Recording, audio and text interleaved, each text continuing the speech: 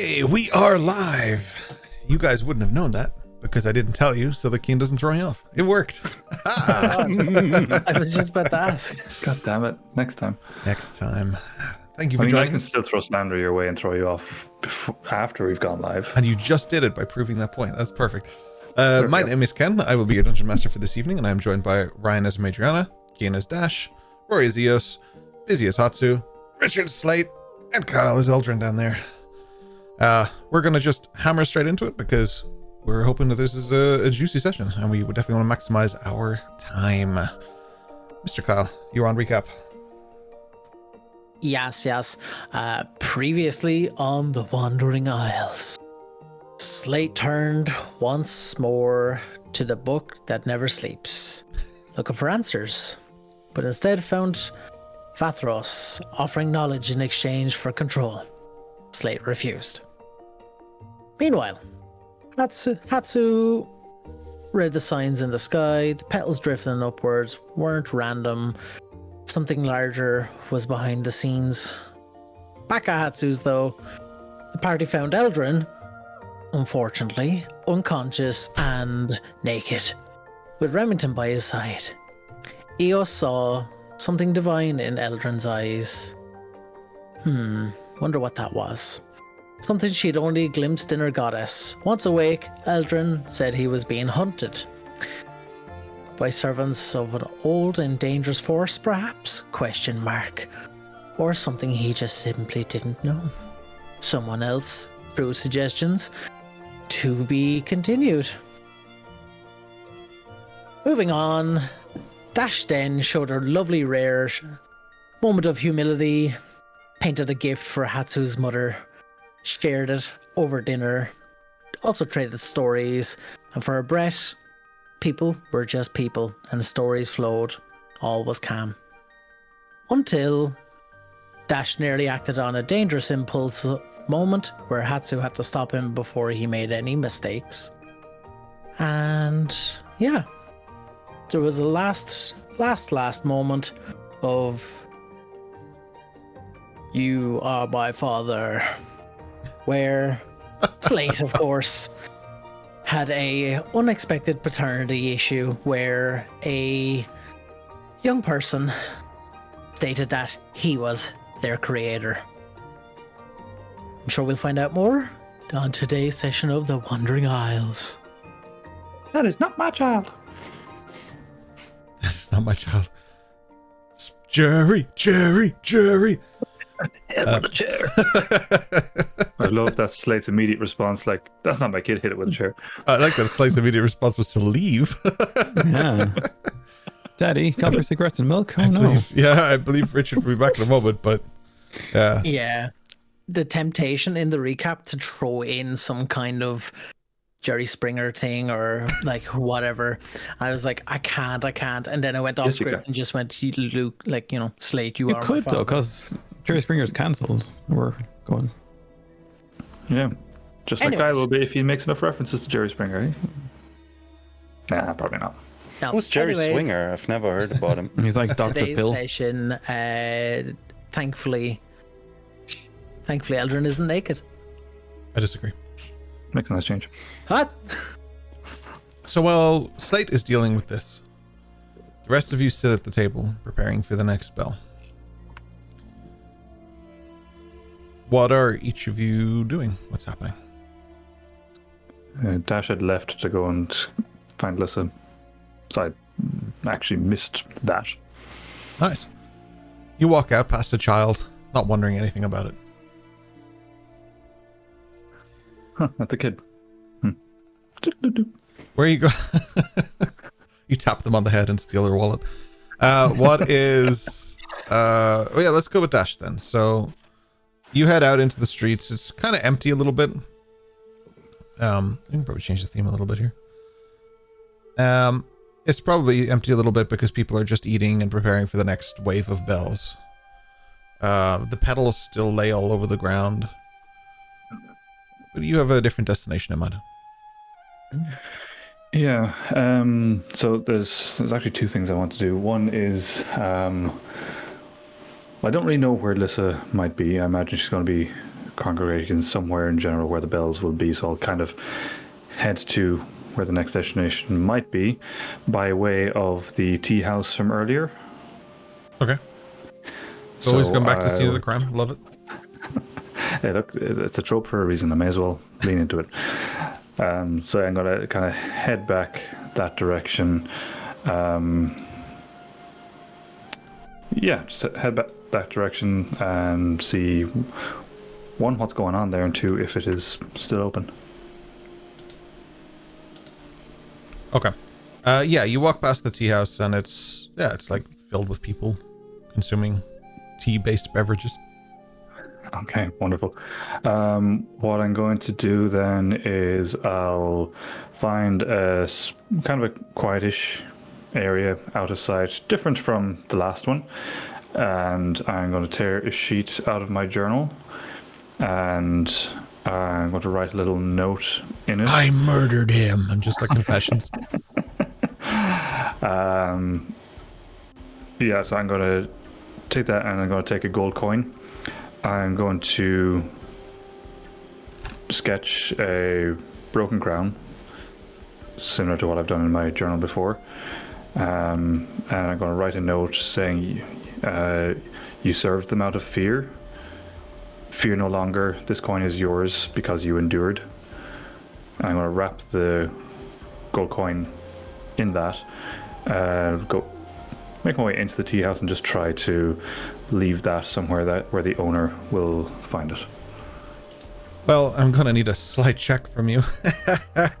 I hate myself. Okay. Sleight of hand check, please. That is a 13. Cool. You just hand it to him. You leave it on one of the tables that some of the patrons are wrapping up and they're just leaving. They put their tip down and you just throw the piece of paper, the wrapped piece of paper down on top of that as well. Yeah, no, I'll mark off a gold coin from myself there as well. Or what are we calling them again? I forget. Orms. Orms, yeah, I'll mark off an orm for myself. That's it. Is there any, are the crew around still investigating the scene from earlier? Or have they moved on? I'm trying to remember how long has passed. I'd imagine they've moved on slightly by now, but that alleyway would be closed off. Yeah. Yeah, it was like 10 a.m. It's still the same day, like it was 10 a.m. It's always the same day.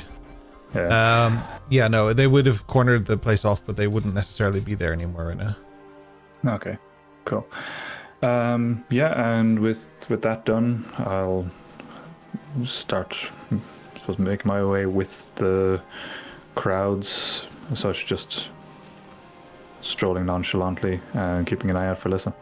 Does it feel good knowing that people who are watching this just sang, making my way downtown? Like you said that, and just everybody watching it and just started singing them? Yeah, I could see the lads nodding their head though. Yeah. I had to resist. So you're going to go looking for Lissa. Here's how it works. I know exactly where Lissa is. I also said vocally 2 sessions ago, maybe, or a session ago, where Lissa is. So if you know, I will let you find her, and if you don't, I will not. That is what I shall do. I know she was with Ayami, but otherwise, no, I can't remember. You have 90% of the information. She is with Ayami. Now figure out where Ayami is. Oh, they went with Ayami's mother. There you go. That was it, yeah. All right, so they are at the Fujiwara residence, yeah. Cool. It's just across the street from the Toshitsugu one, but they just have a slightly nicer house. I'm kidding, cool. Hatsu, I'm kidding. That's a good out of 10. Any sign of any fancy swords there? At their house? There are two. They both say property of Hatsu on the hilt. I won't actually go in. I'll just kind of stand outside with a boombox and throw pebbles at a window. Yeah, exactly. Yeah. That's it. Yeah, exactly. Yeah. I'll wait. I'm gonna assume that they're gonna be moving on for the next bell. So I'll just kind of like Assassin's Creed style, sit on the bench between two NPCs, wait for them to show up. Fall asleep. Yeah, they would be heading onto the bell. It's been real life and art cross. have a quick look here at the what time it is. I have forgotten. Oh yeah, so you have about 20 minutes till next battle. So yeah, there is which actually have to start again. There is, yeah, they would be getting kind of leaving now. They would look cleaner and well fed. Yeah, you can see Lissa, Ayami, her mother, and a few members of her family around. Okay, wonderful. In that case, then I'll just try to. I suppose I'll move, just make myself known that I'm there, not trying to be sneaky about it or anything. Just try catch her eye and gesture, like want to talk kind of thing. Just, you know. She'll see you and she'll nod. She'll just say something to Yami. Oh, there's no way you hear, because you dash. And yeah, she'll just wander over towards you, more timid than you would expect. You've been unusually quiet for you. I gather I know why, but do you want to talk about it? Just a busy day.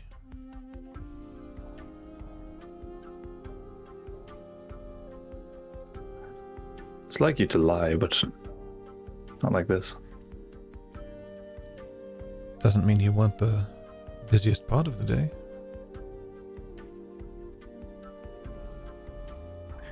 Do you have any reservations about what I did? I mean, do you? Oh, plenty. That's a relief. It's a dark path that I'm choosing, and I won't. It would be unfair of me to ask you to walk it with me.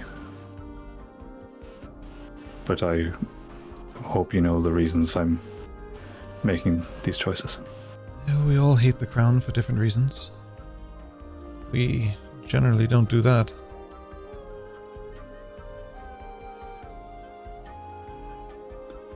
Someone has to get their hands dirty so that everyone else can stay clean.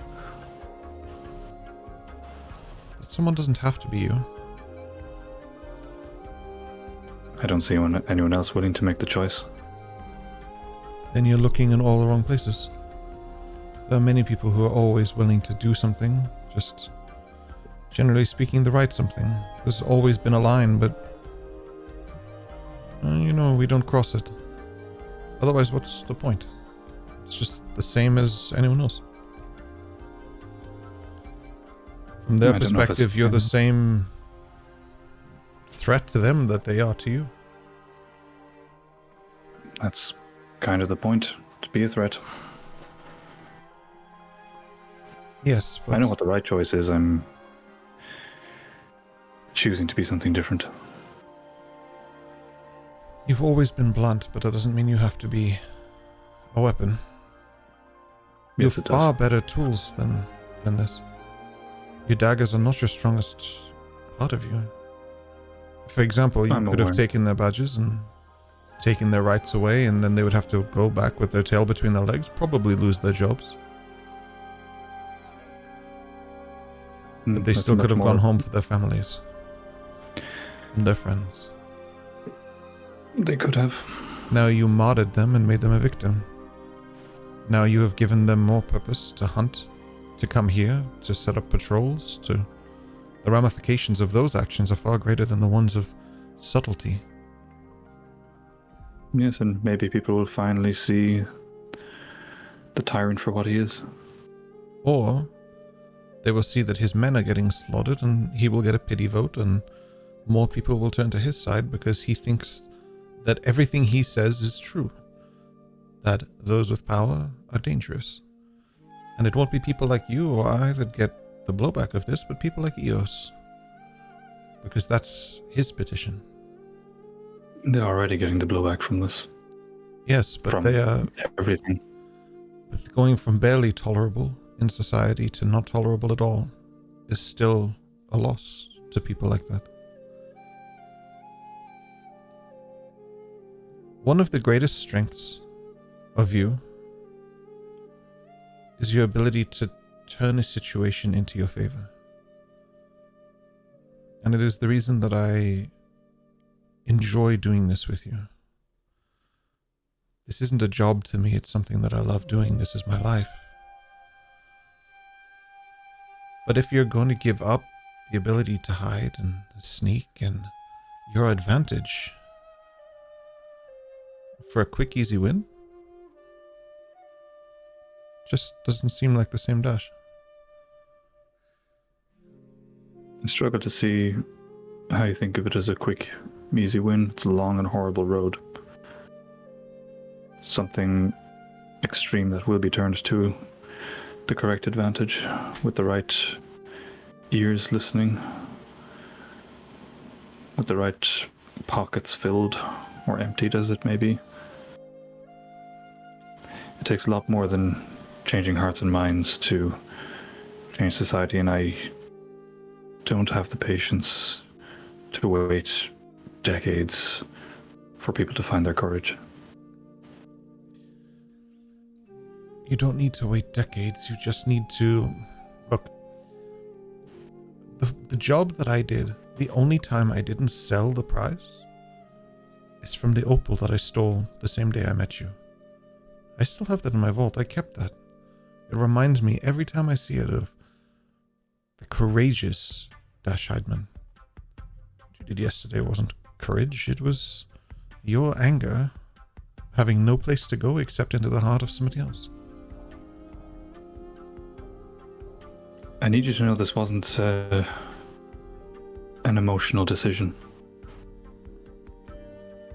That's the only thing I can really see it as. I made the choice with absolute clarity in my head. Clarity that is blinded by emotion and rage and a lifetime of subjugation. I understand where it comes from, believe me. But all you're doing is giving him strength. You didn't stab him. You stabbed someone inconsequential to him that he can just use and manipulate to make his goals far better and far stronger. I don't see it that way. You don't yet. But his support will come, because he can use this as a token of fear. The streets of Saigo and Toshi are no longer safe in his eyes.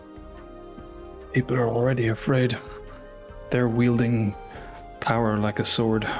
Perhaps, but the people Sure, of they're this... not drawing blood, but they're causing fear, they're causing subjugation just by their mere presence and flashing the symbol around like a weapon.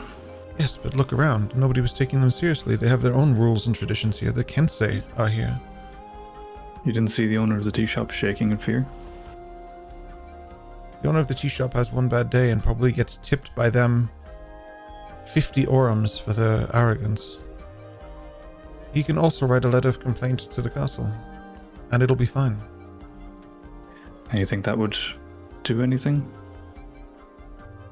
The system here doesn't help people like that. It's there to keep them down. Then change the system. Work on that. It's precisely what I'm doing. Yes, but Just if you're with doing it with surgical precision is one thing, and just doing it with malice is another. Angry people make mistakes. You know you can't do our job with rage. there was no rage there. Just because you weren't shaking in anger doesn't mean there was no rage there. That was a reaction of pure rage. That's all that was. There's rage in my heart, but it's calculated. But rage all the same. I wouldn't be on this path if there was zero rage, but my choices are clear.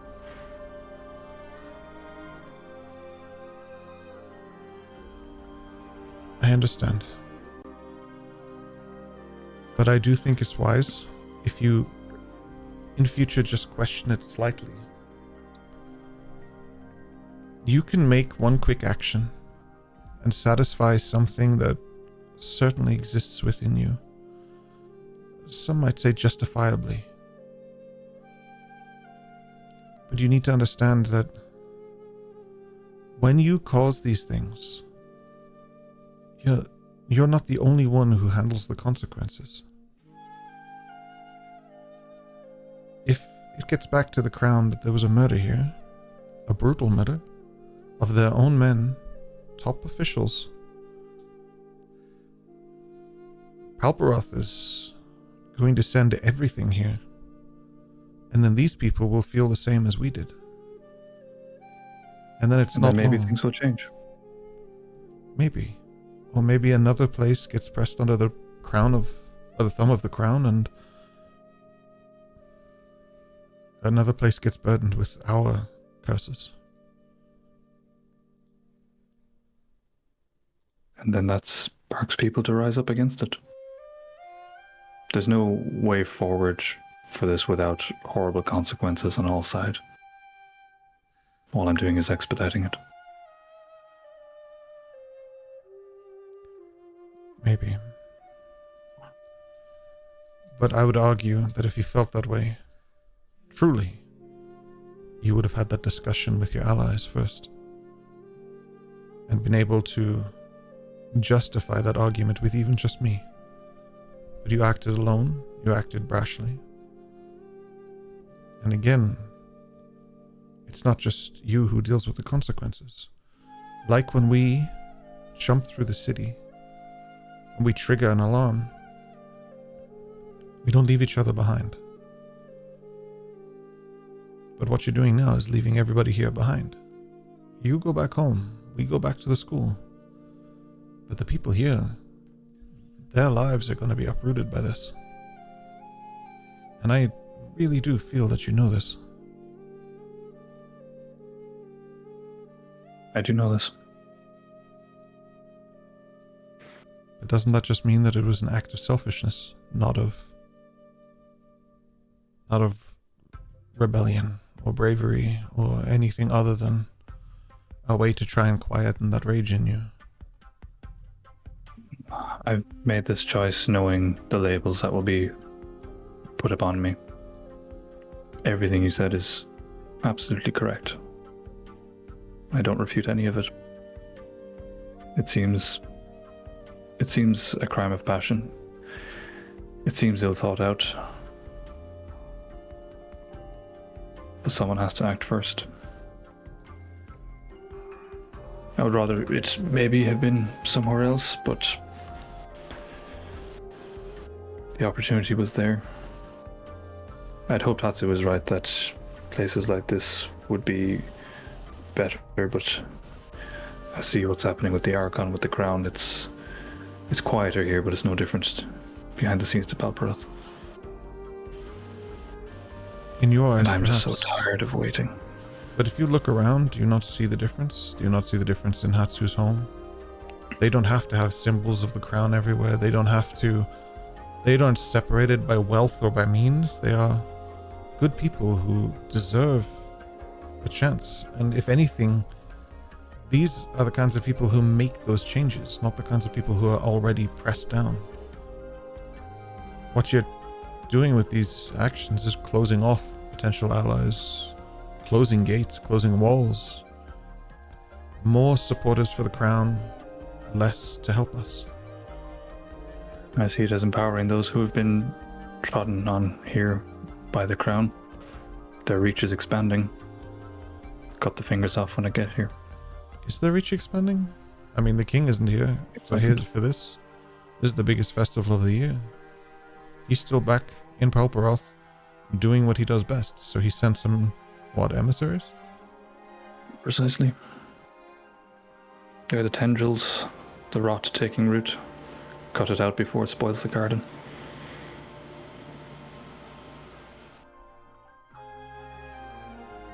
I know you're trying to appeal to my better nature, and I appreciate it. And I know you're doing everything in your power to avoid listening to it. But that's okay. You don't have to listen to me. But I promise you, if you truly felt the way you say and pretend that you felt, you would be sitting down with your group and listening to what they have to say. And I promise you, you already know what they're going to say. I do, and we'll be having that conversation after the festival. Perhaps.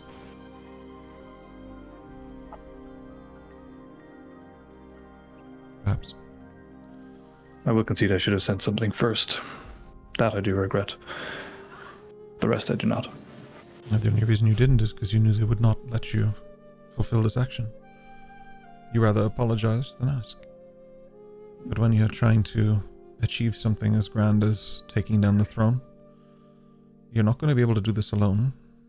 And the people who are most willing to stand by you in this entire world are standing here talking to you now, and wherever they are that you left to come here and talk to me.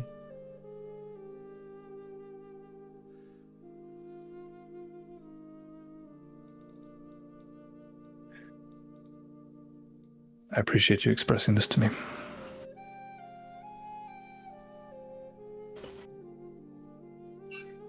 There's a lot to be learned from Saigo no Toshi.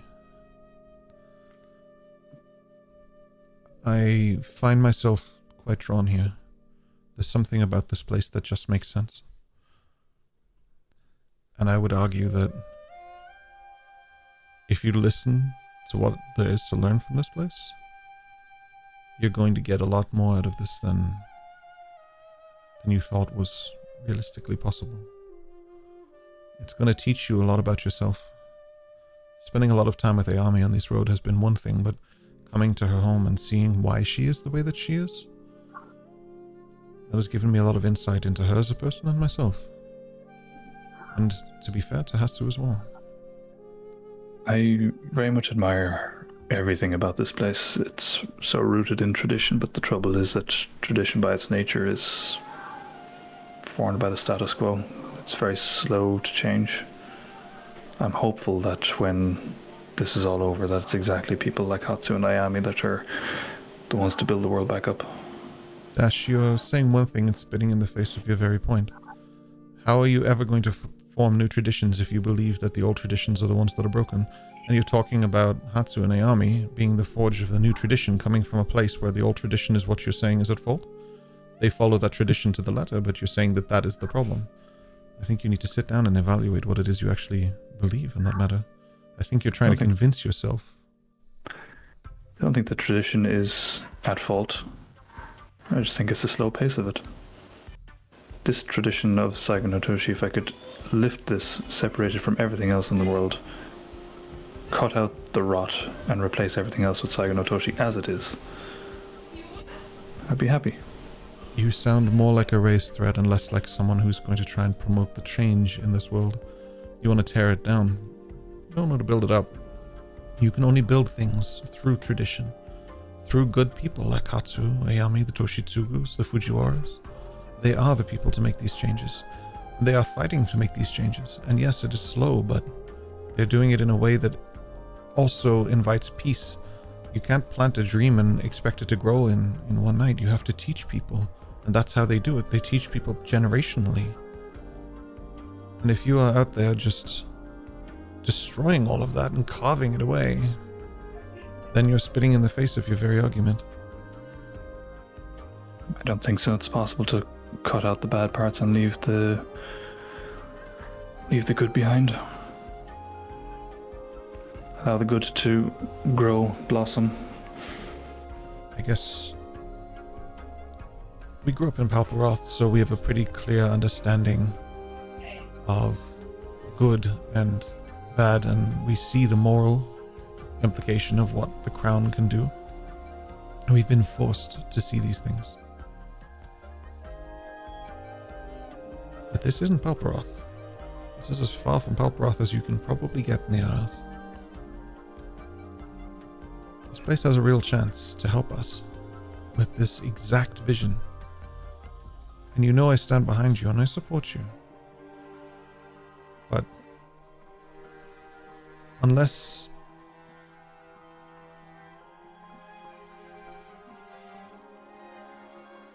if we don't all work together at this, we will all fail at what we set out to do. And we all have things we need to do. I don't want to see you locked behind bars for the rest of your life. And I don't want to see you hung to made an example out of. And I definitely don't want to see people like Eos get the blame for our actions. But at the same time, whilst I understand what you did, I cannot condone it. It doesn't work that way. I wouldn't expect you to condone it. The best way to take out the king is not to kill him. It is to crush him underneath his own empire in such a way that those who are like us can stand atop it and keep him buried, and those who believed in him have nothing left but a new order to believe in. But if you choose not to do this democratically, well, I would invite you to check out the history of how they became the kings in the first place. The Sun King did not get elected to its official stance. They too walked the streets looking for a new order and taking down those who did not believe in their vision. And I really do think this whole section of the Isles has seen quite enough of that. If you want to see something different, then be different. Don't just be the same. One of the best parts of you is that you are different to everybody else. You have your own way of thinking, and even though you're in your own world most of the time, not really taking in what's around you, you are processing things, and you are doing things on a level that is far more creative than those who are in the deepest parts of this moment. Be the Dash that I want to be around. Don't be the Dash that you think you need to be to change things, because you were doing far better before.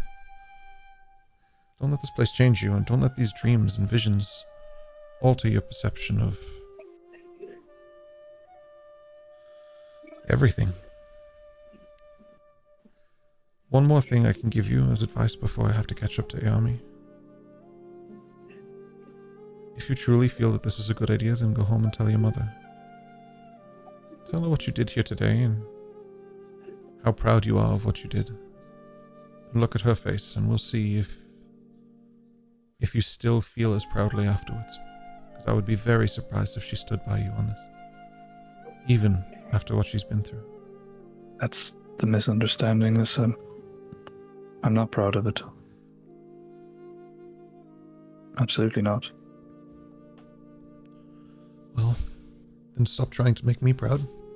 And your friends proud. Trying to make the school proud and trying to make the Isles proud. And just make Dash proud. I'm not trying to make anyone proud. I'm trying to do what's necessary to invoke the change that we need. Yes, but what is necessary is that you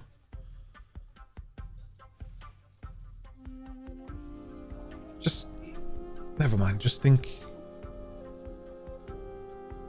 about what I'm saying and stop letting everything cloud who you are.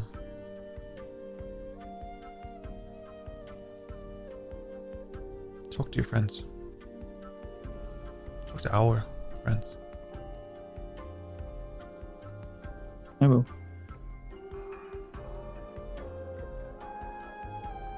I have to go. The bell is going to ring soon, and they are in a hurry. And although I can catch up to them, these heels are not the best. They look good on you, though. I'll see you there. She just like she runs off. Yeah.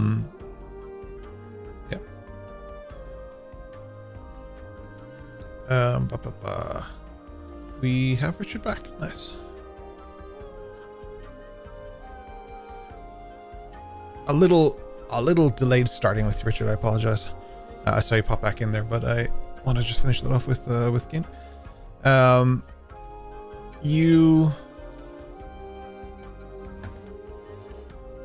Yeah, so we join you back in the tavern.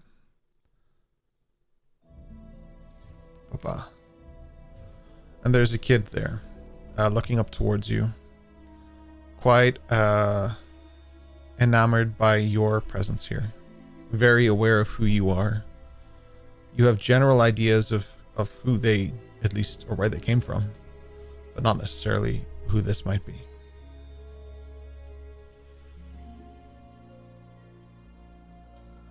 Trying to remember where we left off. I think it was, oh yeah. Where we left off is they said the words, my creator, my father, and then on that bombshell, we left That's off. where we're going to end our session today. Thank you, boys. We appreciate you being here. I think we had established that they have the scar and the mark as well. I think they do. They have the same markings you do. Yeah. Telltale signs of where they came from. My first thoughts, That's what I want to hear. knowing recently, in the meeting, I was introduced to another changeling across the room, and I saw them. I'm wary that this may actually be them purporting to be, or playing a trick, or so. Yeah, I'm sort of on edge and on the defensive. It's not something that I would have expected, obviously. Do I recognize, like, features wise? Do I recognize them? Do they look like me? Do they look like anybody else? Seeing them, what does it stir up in me, I suppose, is what I'm looking for. Physically, emotionally, memories or otherwise. There's certainly a knocking on the door of your mind that is very rapid paced, and like, I'll say make a history check. I'll give you advantage. I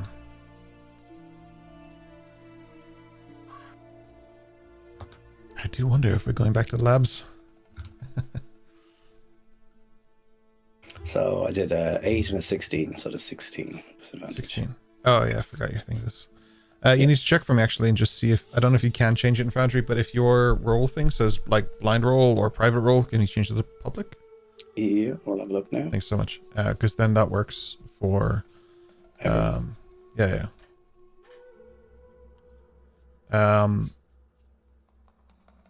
Yeah. So, it was 16, was it?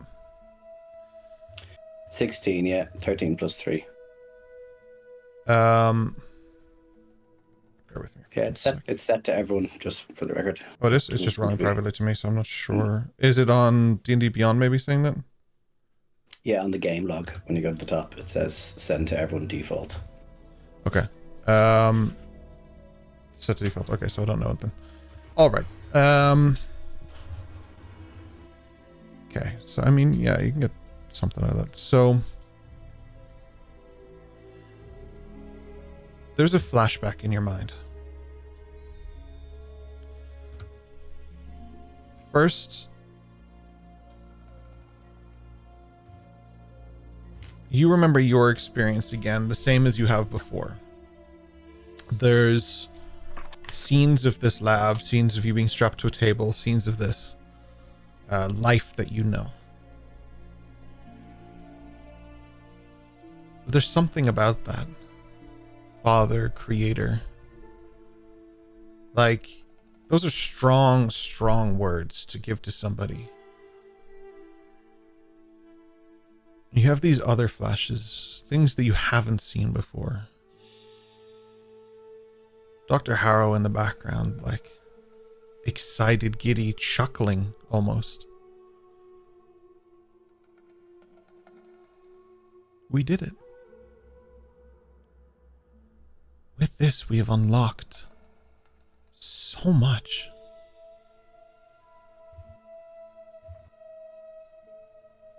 I've been working on this project for I don't know how long, but this is more than a success. This is proof.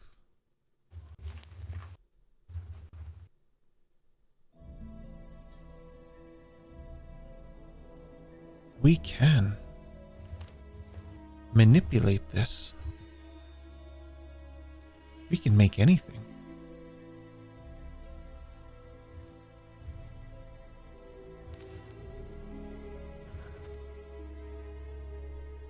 There's a weird moment for you. At first, you remember being strapped to the table and hearing her. But then it flashes.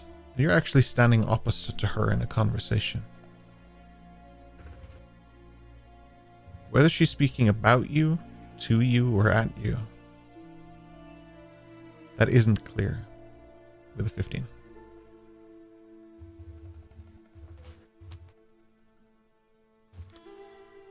you're brought back to this moment. The tavern almost sounds like there's nobody in it in your head. Everyone else is still happy and merry and eating, and there's, you know, like different drinks being passed around and food, and Eos is like neck deep in chicken wings, and it's like there's a lot going on. But not for Slate. This room is standing still. I regret Ryan. I can't watch you guys because I watched Ryan just like double barrel like chicken wings, and I lost my entire train of thought. So I'm gonna look over here. So upon having that kind of a flashback and remembering more, right,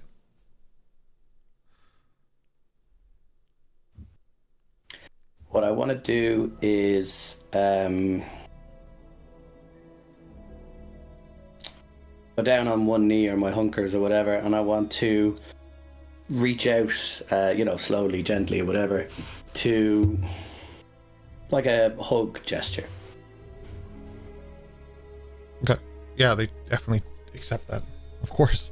Why wouldn't they? You're Slate, man. They are shaking, like trembling. This is a very exciting moment for them. So, as I hug them, to be a proper embrace, 2 hands. What I want to do is, what I'm thinking is that creator father thing has thrown me, but my experience thus far from the lunar kin is that some of the creatures we've met share some DNA or essence like myself, and it's starting to appear to me that I was part of a process that has created or been spliced with many others since. And I have since found that when I've made physical touch, that something has happened with them. So I'm making the physical touch to see what happens to me, to them, etc., just to see what the action is, because previously I've absorbed it and there's been a big thing, so I'm trying to see what happens. That's what I'm thinking as I embrace the child. This is what's going through my head, is the craziness of what's going on, but also, let's see. Just not me, just reaching across that mute button as fast as I can. Sorry about that. Yeah, absolutely.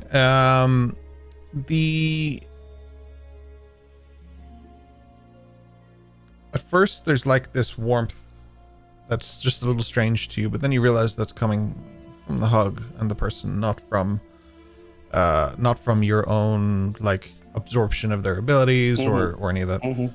There's no melding or fusion or even interaction beyond the normal here. The same as if you had like reached out and hugged anyone at this table. There's no strangeness to it.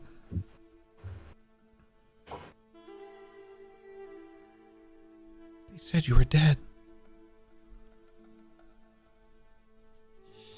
Who said? Everybody. They said that's why you were gone. I didn't believe them.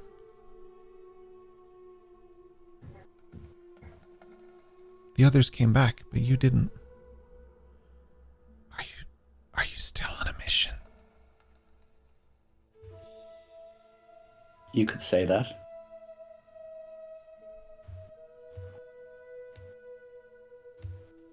I followed in your footsteps, you know. I continued the cause. Are you on a mission right now? Sort of.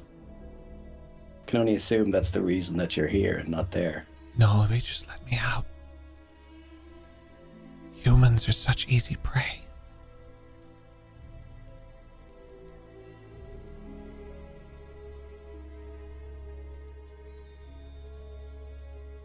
They call me Latch, sir. Latch. I want to show you something, Latch. They said it's because I latched onto you. I want to show you something.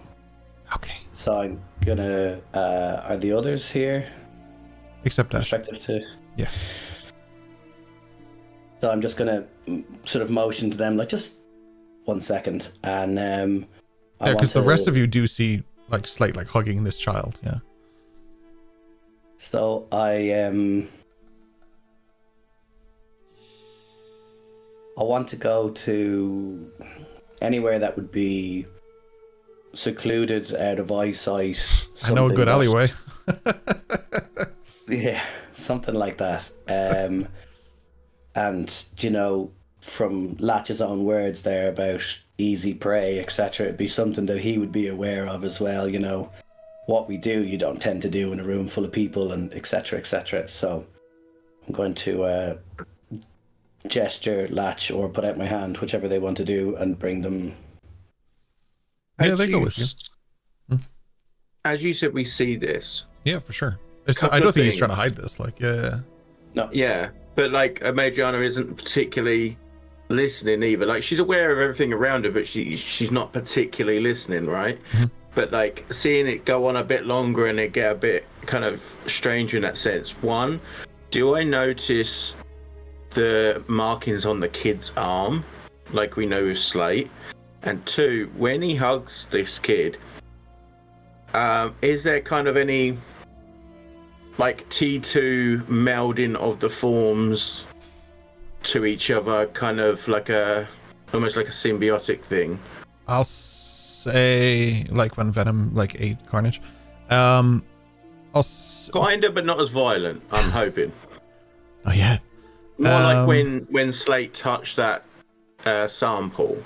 Like, is there like an attraction from skin to skin? Like they want to like try a ripple as opposed to a yeah. There's no necessary attraction or adjustment in that sense. So there's no roll needed for that. I'll say you're actively checking that. I won't even make you make an active check because there's just nothing to check.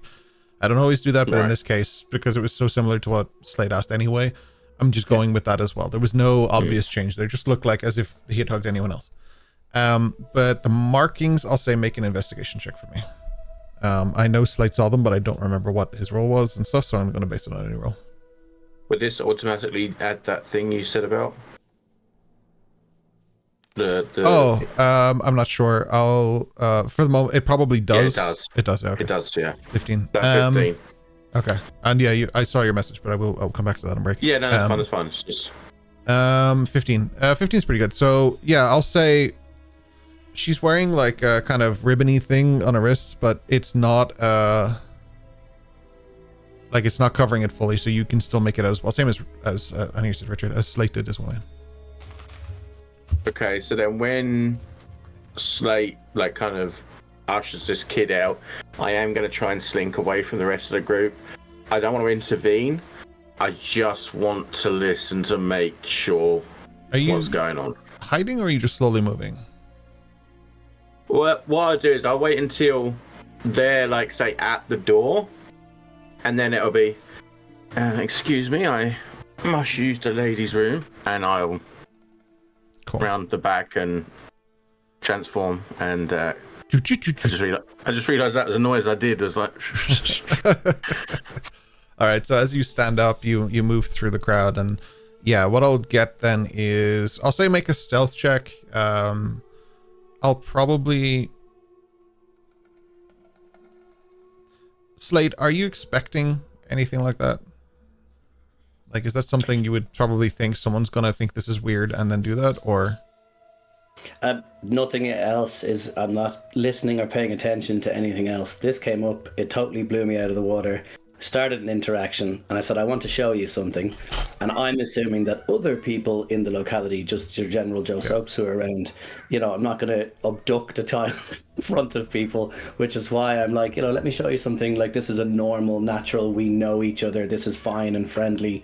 We're going over here. So there's nothing. I'm going to see my white fan. Yeah, I'm not doing anything weird about it. So I'm not looking around trying to double check, because that in itself makes it weird then. Do you know what I mean? So I'm not doing anything, and I'm not really paying attention to what anyone else is doing. I'm just focusing on the child as such. Okay. I'm not looking basically for whether or not somebody comes or doesn't come. It's not an issue. I'm not trying to stop them, see them, or hide or whatever. It doesn't make any difference to me. Right. Just before I get away from the table as well, like with Eldrin being back with us now, I'm just gonna nudge him and go, just in case I happen to get attacked while I go to the bathroom, I don't suppose you got any of that, well, I guess how Slate would put it, he'd know a little something about it. You want to feel a little bit more lucky? I definitely feel like my luck has changed recently. Do you think you won't hit the toilet?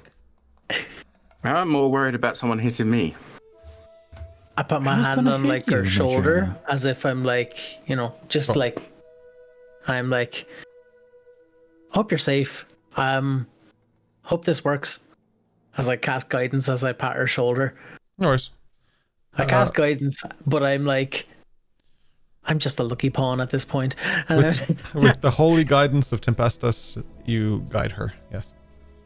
she has an immaculate pee.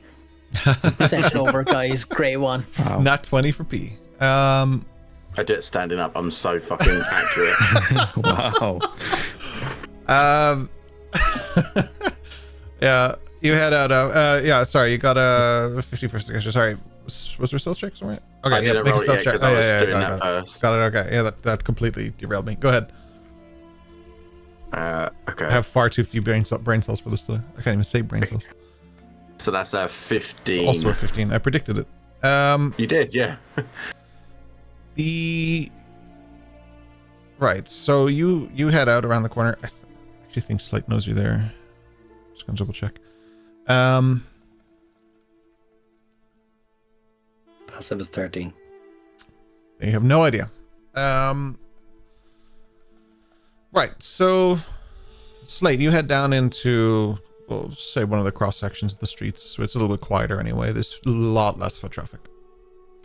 So I'll tell you sort of what I'm looking for so you can understand where I'm trying to You go. take out Dash's dagger. You do a 2-minute monologue. That's fucking fantastic. And end it. Yeah.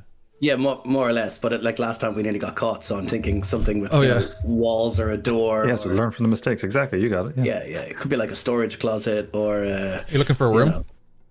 It could be, yeah, effectively. Oh, hey, look, an abandoned warehouse. Maybe. Something that has more privacy than an alleyway, that has less likely to have somebody walk in.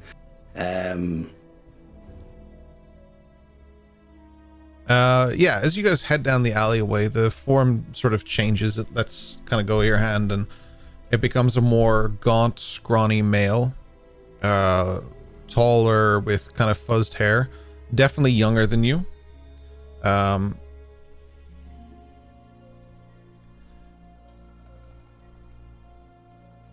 They said you were gone.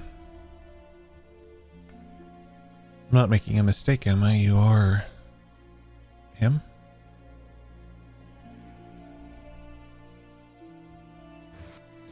Doing what we do, looking like we look, and acting how we act. How would you like me to prove that to you?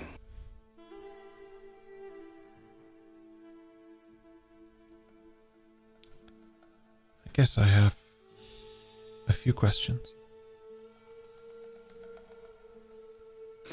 So have we found this secluded? You're walking down an room alleyway area? at the moment. Yeah. You're definitely looking. I will get a roll for you now. Perfect. Second. Oh yeah, no, it's perfect. Yeah, just I want to. There's certain things I want to say or do, but I want to wait until that happens. So yeah, we're walking and talking and doing that kind of awkward chat while we're looking. That's grand. Yeah. I guess my first question is, if you are him, why do you need a guard dog?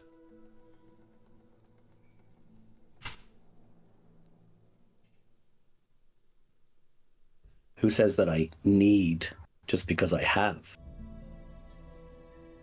I mean, I know the stories. Nobody could keep up with you. I think you could have killed the king himself and no one would have known.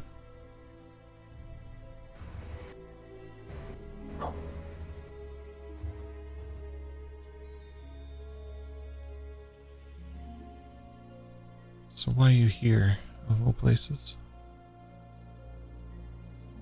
So you want to know if I'm me, and because I'm missing, you think the way to decipher if it's me is to ask me why I'm here. Because that will help. Why here? Why didn't you come home?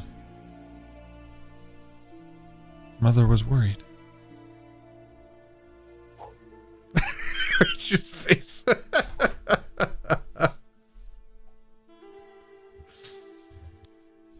I want to. I'm gonna turn into Harrow, and I'm gonna say, "Mother was worried," and I want to see his reaction. Yeah, Mother was worried. She talks so proudly of you. I have some things that I need to do before I go back.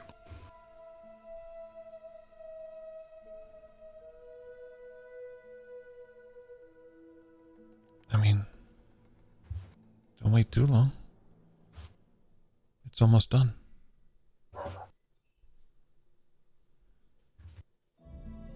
Which one is this that's almost done? The final one, Project Ethereum.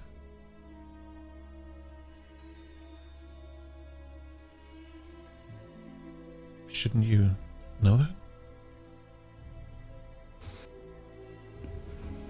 When last I spoke to Mother, she had several projects on the go, and she always does.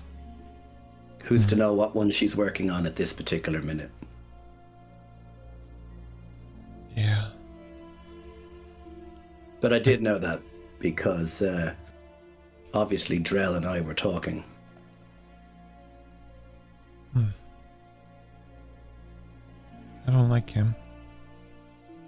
Well, he doesn't like anybody, so I'm sure the feeling is mutual. He's very mean. He doesn't treat Mother with respect.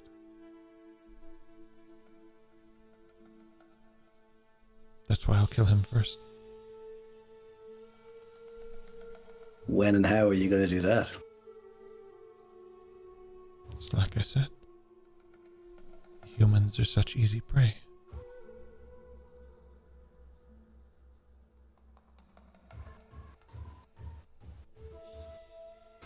I'm going to start rubbing my hands like this, not making any secret of it, and I'm going to cast guidance on myself. Okay.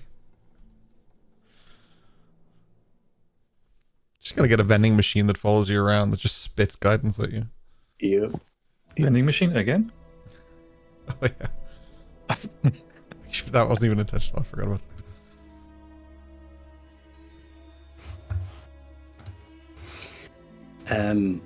So I'm still looking around while we're talking and while I'm doing this, and I'm looking for, a storeroom, and we're walking away from the parades, the crowds, the direction of what everything has been happening.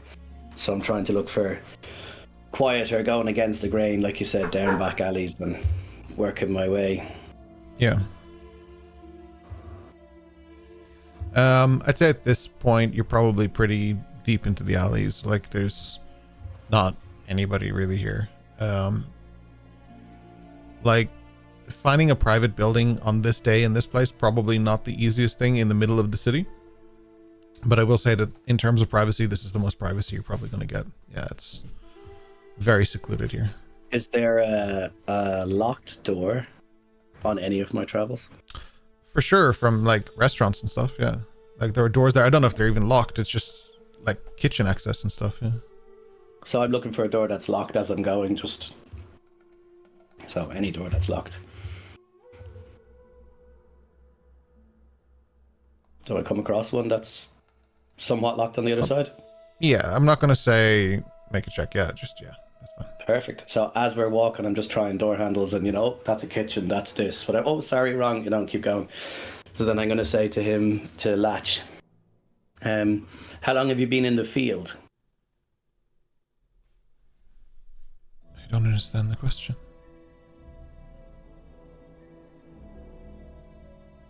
How long have you been doing what you've been trained to do? Oh, I just do this for fun. Then you're going to like what's in here. And I point to a gesture towards the door for him to open it.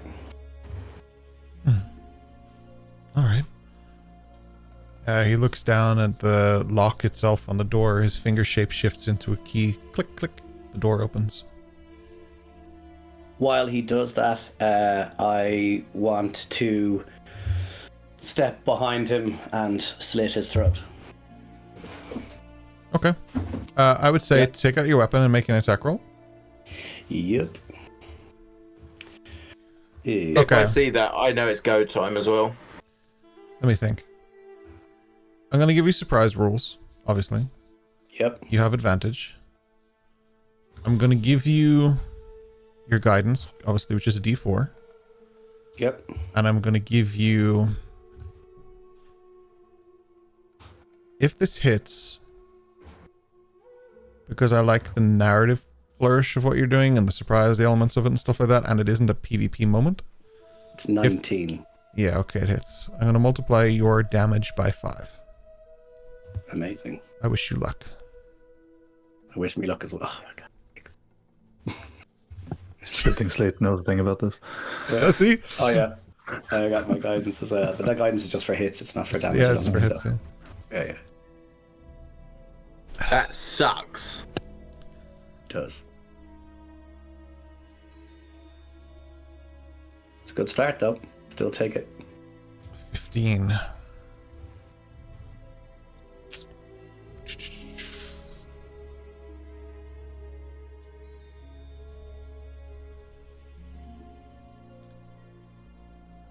He grabs his neck. He turns around and gasping for air. He's just... And I guess that's the surprise round. So then, do you want me to roll initiative or just attack again? Or I probably don't need initiative, but first he's holding his neck and he's like... And then he moves his hand down and there's nothing. Not a scar, not a cut. Yeah, I'm probably gonna need initiative now. Alrighty. I have to drop you guys just on this random place here. Madron, I'm gonna include you in the initiative score there. Mm-hmm.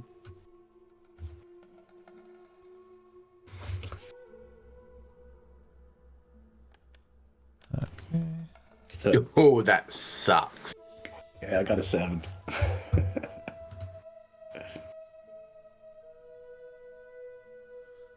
Fee roll as well. You're fucked. 6 and 7. Sec. Okay, it's 15. All right. Let's do it. Okay. What time are we at? A little early to take a break. Okay.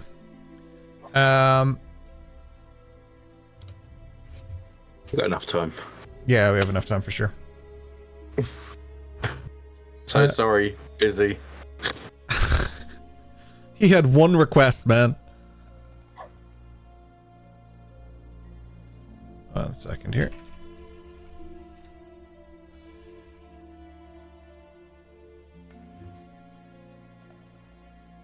At least you won't have to worry about doing this at my place. You can just do whatever you like. I'll tell you what. He has 15. I'm going to stick with the initiative order.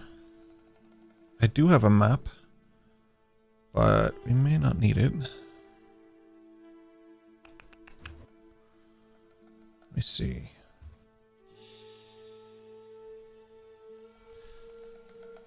He's going to disengage and bolt through the building using his maximum, so he's running 60 feet. So what? So that means he was able to unlock the door. Oh, you did it before he. My issue is, as he turned and went to lock the door, I just stepped in behind him, which to means me, there's a wall behind him and me. I said he unlocked the door and started pulling it open as he did that. So that's fine, yeah. Unlock is fine. Yeah, I'm gonna say he's gonna go through it. So he's gonna run through and into whatever it looks like, a kitchen of some sort here. Let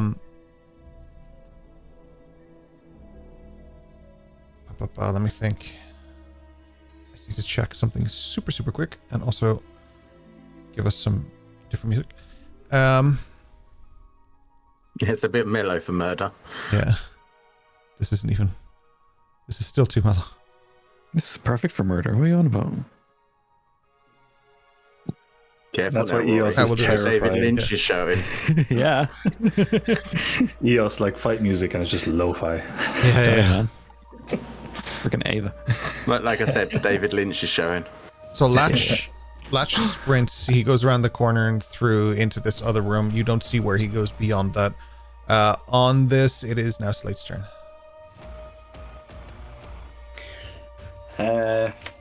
I guess I will take my first, 30 feet or whatever of movement to get to the corner if I can, to see if I need to dash or to see if he's there, rather than just running full dash. So the whole point is I run with the intention of making the decision whether it becomes a full dash as I see what's in front of me, because I have no idea what's around the bend. So I'll move to the bend and turn, and then is he like right there on the corner, or is he another 30 feet or whatever beyond? He's still running through this room. So then like I'm just continuing. I'm dashing after him. I'm doing the same thing. I'm sprinting straight mimicking after his. him. Yeah. He ran through the kitchen, so like things are crashing out of the way. He's using his interact with object to knock stuff on the ground at this point already. You hear the clattering as you're running through the kitchen after him, but it's just basic shit that you can just jump over. Yeah. And then as far as I know, I'm alone, so that's it for me. I'm just on it like a car bonnet, hot in his heels. Okay. So you're after him. Madriana, you're up. Okay, so I have that split second of their movement, what they're doing. Mm-hmm. I obviously see him go in the door, and I hear the and then in the back. You of saw the what building. Slate did. You saw him sprint inside, and then you saw Slate sprint inside too. You wouldn't have seen the guy probably sprint inside. You would have seen Slate like leaning in the doorway to get this guy. In my mind's eye, that's what I've seen. Yeah. But you saw what would I Slate have heard, did, like, and you would have seen. the You would crashing? see. Yeah, you'd hear the crashing, and you would have heard Slate just bail into the building. So you know what's going on. Yeah.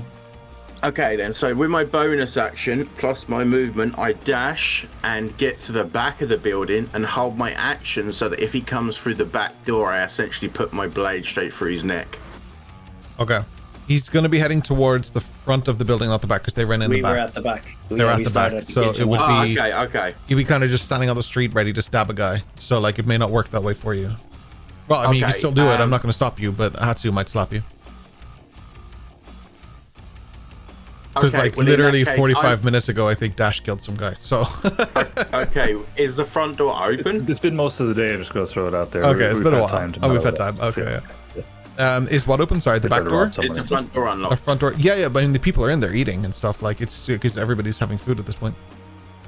Oh, wait, so he's just about to run into a diner full of people. From the back alleyway where there was nobody, through the kitchen, the crashing, and then out through the restaurant towards the festivities, back into the populace. Yeah. Okay, how far is this? How deep is this restaurant? As in meterage, feetage, like from the front door. What I'm asking is, if I use my movement to move, use my action to move, can I get to the inside of the kitchen door so that he can't get out to where all the people are? Basically, keep this in the kitchen. So how big is the kitchen is the question then? Is he able to get in? How far is the restaurant front door to the kitchen? I'd say and how front big door is the to kitchen? back door is 60 feet. And Not I'm going to back say... door. No, more. It'd be 80 feet. And I'm going to say 40 of that is the restaurant, 20 of that is the kitchen, and 20 of that is the back room. So you would have to go back in, basically where they are. I'm going to say it's the back of that building. So you'd have to run through the room that your group are in. And then that's 40 foot. And then the kitchen is another 20 foot. And somewhere in that gap is where the dude is at the moment. And then there's a 20 foot area, and that's where Slate just ran through. Does that make sense? I can draw it for you if you need. So 80 is the building. I've got, and you said 20 was the front, the restaurant, didn't you? But you said 40 was the restaurant. 40 for the restaurant, 20 for the kitchen, 20 for the back room. So 80 in total. Okay, they're in the kitchen, so that's what, 50 from me, roughly? Yeah, you're outside, still kind of at the beginning of the alley, so I'd give you 50. Yeah. Okay, so then I can get to the guy. So, okay, with my dash for my bonus action plus my movement, I get to the guy, use my action to then attack. And I'm trying to place myself between him and that door going out to the restaurant. Gonna be pissed, man. Yeah, so you run through into the kitchen. You see Slate, you see the other guy running towards you because he hasn't quite made it to that door yet. And you see the... Actually, on a dash action, would he? Anyway. And you see, you run past the group and into the kitchen. So, yeah. So I'm blocking the doorway so he can't get into the restaurant. Yeah. And I will take my attack then. Yeah, I'll give that to you. Go ahead. So, do I have to have someone to attack? Let me check. See if this will roll. Oh, I did. Nice. Well, only when we're in combat, you can't. Yeah. Yeah, so that's 19. Even with a -2, it's a 22. Yeah, jeez. 22 is... to clarify for the podcast listeners, it's 19 plus his modifiers and then -2, which is 22. He didn't just get 19 -2, which is 22. Yeah. So, sorry, yeah. No, I was just being clear because I have a feeling that would cause confusion. So 22, 22 definitely hits. There's no question. And... because Slate is there, do I get my sneak attack? Sure. I can't remember how to fucking do it. Oh, I have to roll that separately. That's right. So there's my damage from the actual blade, which is a 6. And then my sneak attack. Or 1d6 for you at the moment? It's 2d6, right? How far into... Yeah, because I'm not fully into it, am I? Yeah, how far in are you? Just 2d6, yeah. 2d6. Shit. And that's 11. Oh my god. So a total of 17 points of damage. 17 points of damage is nuts. And Slate did 15, right? Mm-hmm. Yeah, he looks really bad. He kind of leans back. Like, in fact, I'll go further and just say that you got to the door and you put out it was your rapier, right? You put out your rapier and he wasn't watching. He was watching Slate and just ran through it, impaling himself. Yeah. He leans back, kind of disoriented from that. Is there anything else you want to do in your turn? That's all I can do. That's everything I got. Okay. Other than I'm trying to be a barrier, so if he tries to get past me, I'm definitely going to be trying to stop that. Okay, it's his turn. This is where he goes fucking nuclear.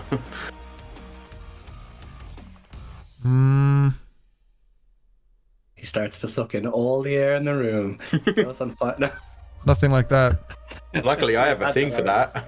Yeah. He looks around. He sees a Madriana blocking the door. He sees Slate coming through the kitchen. He sees the kitchen staff. Oh yeah, I forgot about that. He takes the guise of a little girl. Oh, you... Help! Help! They're trying to kill me! Help! She screams as loud as she can. I would say Eos, Hatsu, Eldrin, you all definitely heard this. The group, anyone in the restaurant heard this. They're like looking around towards the kitchen now. All they saw was a Madriana run through, and now they just heard a little girl yelling. Oh, my chicken wings. Come on. If anyone at that table wants to roll for initiative, you may be included in this. He also wants to roll for extra miles away. Dash, you're not here, I'm afraid. Sorry. Yeah. Figured. Put you guys there and give you the options to roll for initiative. Send me in. Atsu got a 7, was it? Yeah. My rolls are definitely cursed since last week. Eldrin, if you want to join, you can roll for initiative as well. Do you know how to do that other than infantry? Cool. I do. All right, so that was a Madriana's turn. So I'm going to go to the top of the turn order. Oh, it's Eldrin. I'll start with Eldrin. Okay.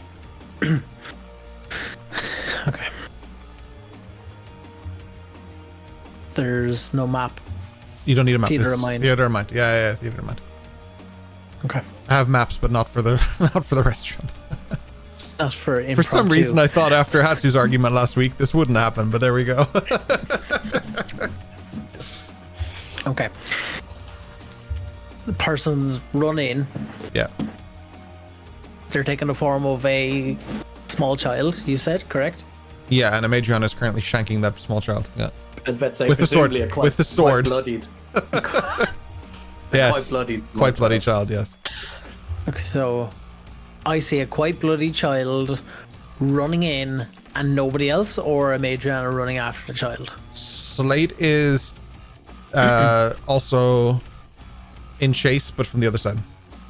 Because I want to know, depending on what I see initially, depends entirely on what I do. Can I just clarify a point? Is the child did they take the form of a new child or the New same child. as before? New child. Okay, that's just. So I see a completely different child run through bloodied.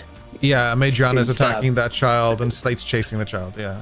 Different child. I just look at Eldred and go, your guidance helped. Astrid's just like, my God will never forgive me. This is not the child that you're looking for. Oh dear. Eldrin, you Oh, see a dear. child reaching towards you. Help! Oh dear. Why did I have to be first? Don't worry, whatever you do sets the tone for the rest of the campaign. No pressure. I go down on one knee to be level with the child. If they're running towards me, Well, they're skewered at the moment, so and I can't tell what you're I gonna just do, say- man. I can't tell if it's a weapon or healing. I don't know what you're gonna do, man. I say, my dear child, what has happened? What's going on? They can't respond. Not yet. They will in their turn. Which Can I actually wait is for them to directly run after you. towards me? It's directly after you, actually. I will let them return. Okay. Okay. She thinks I'm someone else. She's trying to kill me. Okay. I won't be able to respond to that because I'll have to wait for my next turn. Please. My turn's over. That's the only thing I want to do. I'm going to go down to one knee as if I'm getting down to the child's level, so I'm head height with the child, and I'm like, my dear child, what's happened? What's going on? I just see this child covered in blood. Anyone who comes around the corner now in terms of like Eos Hatsu, this is the part that you come around on. So you will hear them saying, please, she thinks I'm someone else. Just help me. Hatsu, you're up. I'm so excited to see what the fuck happens with Hatsu. You guys are in so much trouble.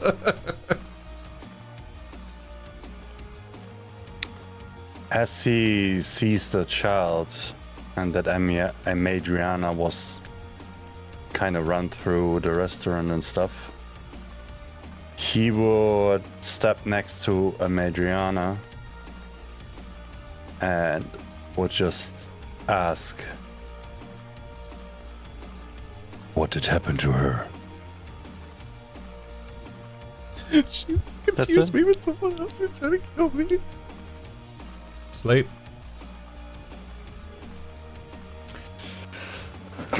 I'm going to. Kitchen I staff presume then are aware of cast. you and watching.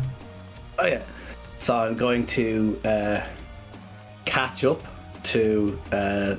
Cause I presume I'm within range because we both started at the same distance. So I'm going to catch up to the child, and then.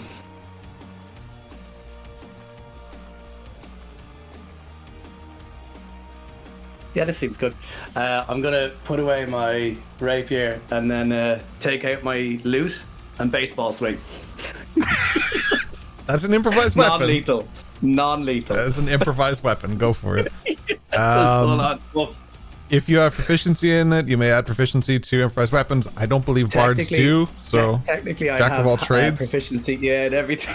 So you have half proficiency. Yeah, you can add half your proficiency to a d20 roll. Proficiency is 2, so I get 1. Oh, it's a An extra strength. one. Sorry, it's a strength check. So it's strength and then 1 on top of it. Alright. So I'll just roll strength for you. Roll strength and add a 1 to it if it gives you the option. Oh no, sorry, because you're in. Yeah, you just go for it, and we'll add 1 retroactively. Alright. Well, yeah. Okay. Ladies and gentlemen, I introduce you to the sound of music. So it's a 6 with a -1, then it has a +1, so it's a 7. The sound of music is him going "Brang" as he smacks it off the table by accident when he's about to swing it around in excitement. And 7 then, does not connect even with a child. I don't think there's any point in guidance because I'd only get a 10 anyway, so I don't think that's going to happen. Some people say D&D's violent, man. So then that was my action. For my talk action, I am gonna say, whatever happens, they can't leave this room.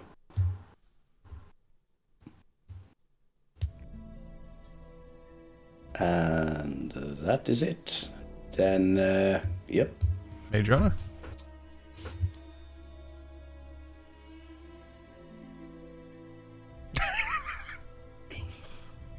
The blade's out. That's the problem. I'm just excited because like all of you have very individual reactions, and I'm excited to see it because it's like there's a level of metagaming, not metagaming, but I'm really excited to see what Ryan's trying to do here too, because I know Ryan has a full awareness of the situation and has just spent the entire round not just evaluating what you're doing, but like thinking very logistically about what he's gonna do. So as I declared loudly, don't worry, ladies and gentlemen, you weren't meant to see this. It was a practice of our play that we're hoping to put on. And as I pull out the dimensional shackles and latch them onto the child's arms, and just like, we were just basically play acting that we were going to arrest them. Anyway, let's go. We've upset these people too much already today, and I start trying to lead them out of the kitchen, dragging them. I'll give you advantage because it was fucking cool, but I need a persuasion check on a group. On your group. You also have your guidance, remember? Yeah, I do. Thank you. Sure does. Not that it's going to help fucking much. 11.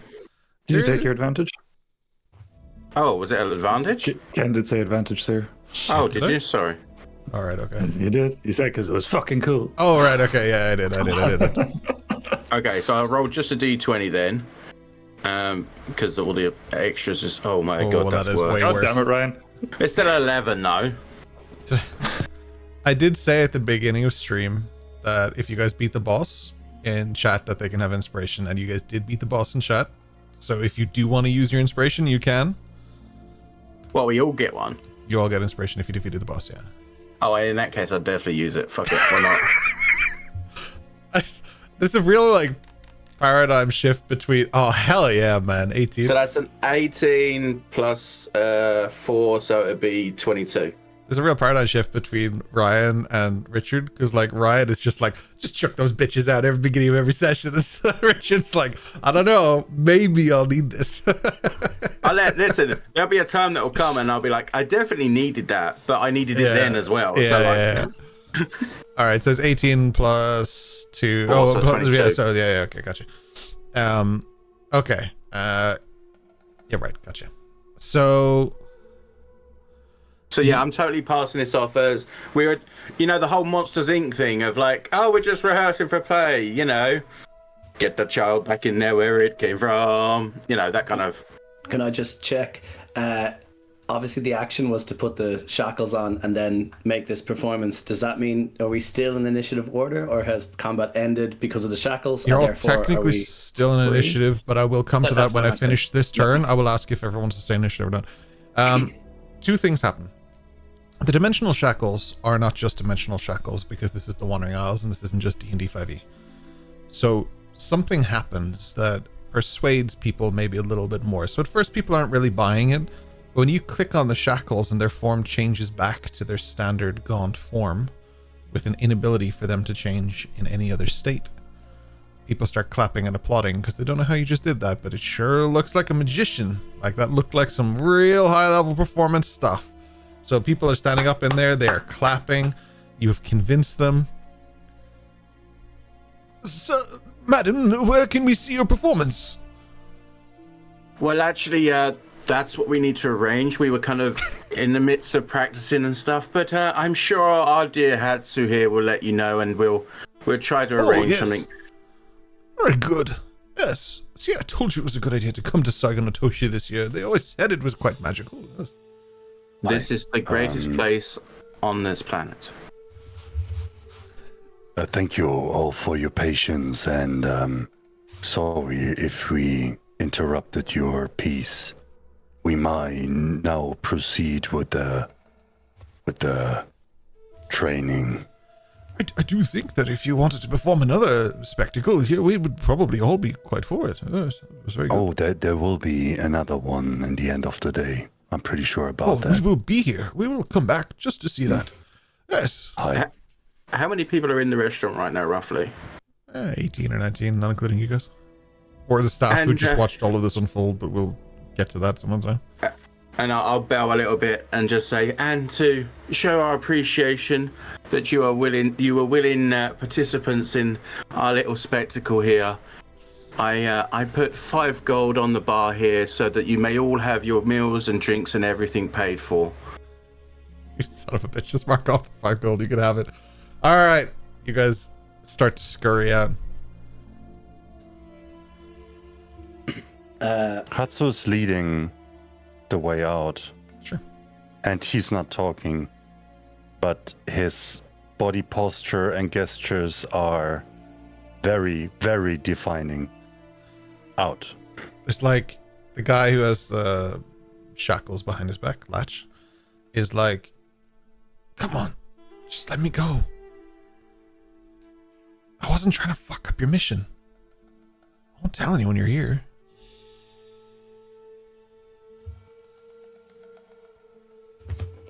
I'll just say nothing and let everybody else walk out, and then just gonna scribble away in my forgery kit for a second. Oh, okay. I thought you were gonna say your book, and I was like, one whole page that just says latch on it.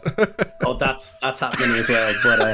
But I'm doing the notebook and the forgery kit. I have some things to write, and I'm going to follow them out are we going out through the front door to the street, or out the back to the kitchen? I imagine out the back of the kitchen. Yeah. That would make sense. Yeah. So what I want to do is let everybody go out through the kitchen, and then I want to go the opposite way after just scribbling something very quickly in the forgery kit, and I just want to go out to the patrons. What I've basically done is made the shoddiest of flyers for our play, and I'm going to do hat in hand for anybody to throw in change. Do you know what I mean? For fuck's sake. Alright, you can have a persuasion check, but if you fuck this up, I'm bringing back just some semblance of doubt, just because you went for the double. Do you want persuasion or do you want performance? I'll give you either. Bard boy. I will take performance, in which case He's basically just going to get the 5 gold back that I've just given out. so that's 19 plus guidance if I really want. You get guidance for 1 minute, and we are well past a minute now. No, it's fine. Yeah, 19 is plenty. Yeah, you get like 6 bells, like 6 copper pieces. I'll give it to you. Perfect. Yeah. Oh, thank you. I'll take this flyer. Could you autograph it for me?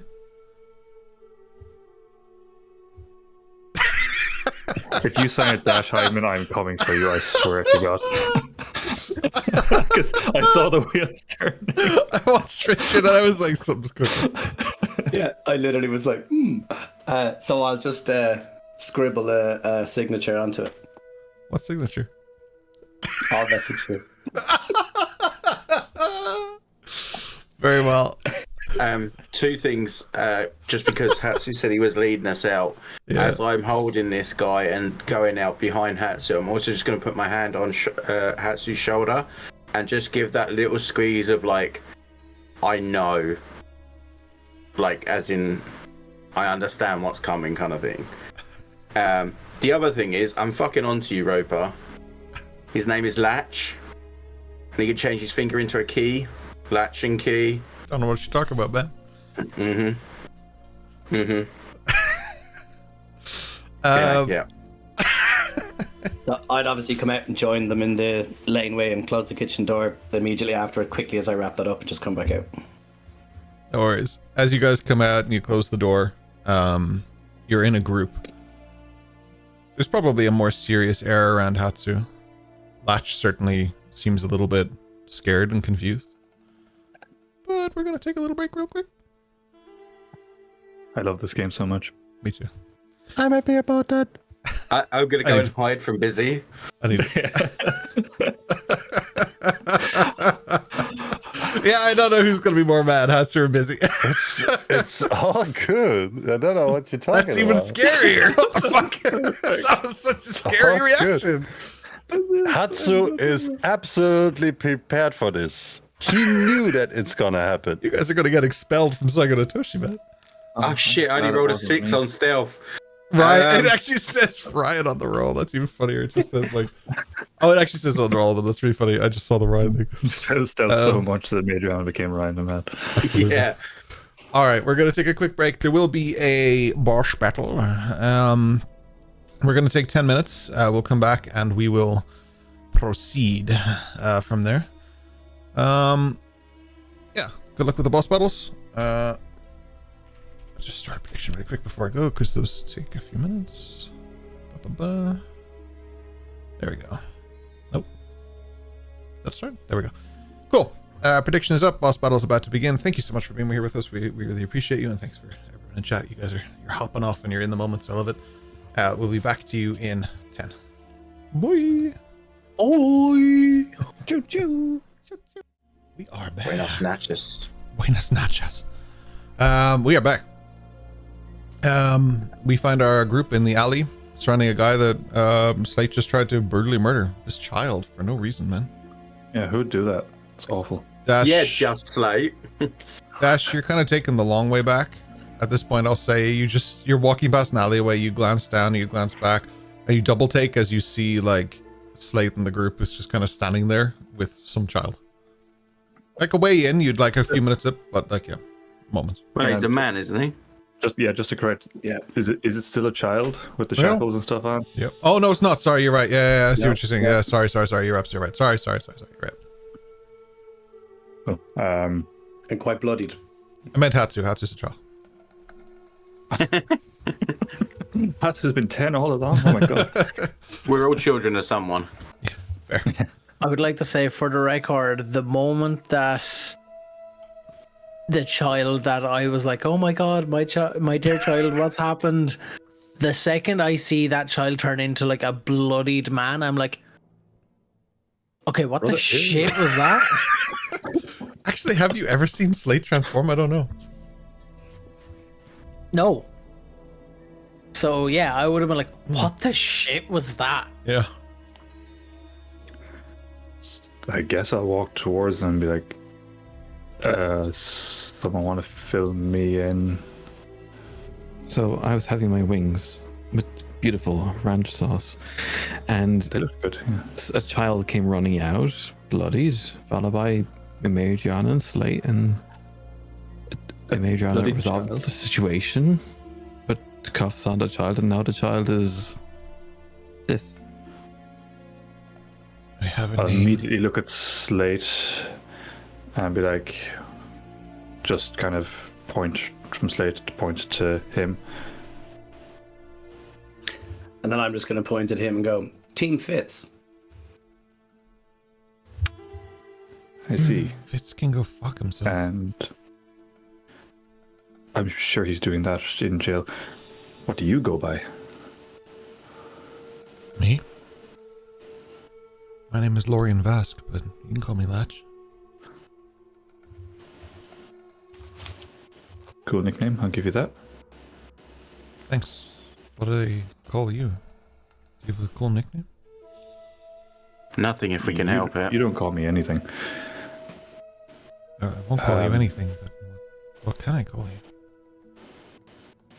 Just gonna ignore him. Hatsu, Okay, so you're Hatsu. you okay? I'm going to step over to Hatsu and I'm going to take out the book and I'm going to say, don't take my word for it. If you want to know what he is and what he's done, and I just kind of point to the book. I said, can I have a little chat here? You'll know everything you need to know.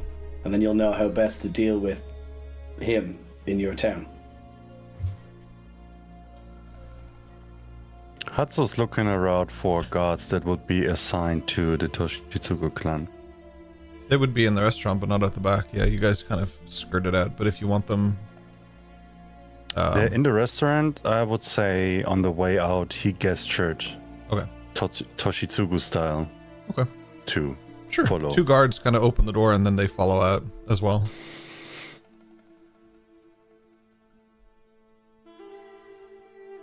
I might need your assistance here. Hi. They look around, look at the bloodied guy. Look at Adriana holding her rapier. Look at Slate holding the blunt end of a salute. I need you to guard this custody, and we have to put him in our prison. While this conversation's happening, I just want to go over to Latch, because his 2 hands are they in front or behind the shadows? Probably behind, I would imagine, because you came from behind him, right? Oh, it was Adriana who did it, though. I'll let Ryan decide. I think he's on mute, though. Yeah, sorry, it was me. No, I did it from the front, and then I was pulling him out. Okay. So I still got my hand on the chain in the middle, like holding him. So I want to go over to Latch and put my hand over the top of his 2 hands, if that makes sense, and just touch the, like, open the book and just put his, basically like the 3 hands, mine and his 2 hands, into the book. Okay.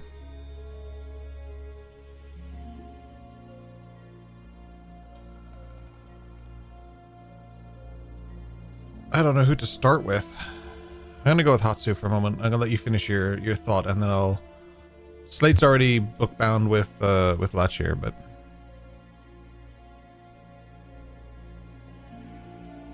Yeah, I mean, like, they wouldn't move.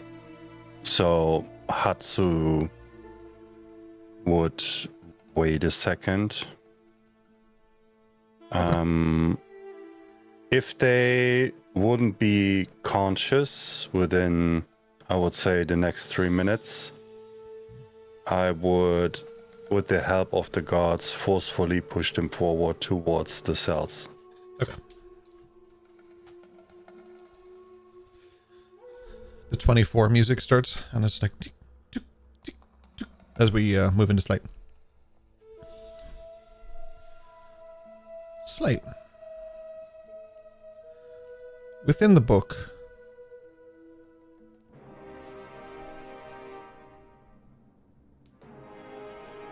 it's just a void of darkness.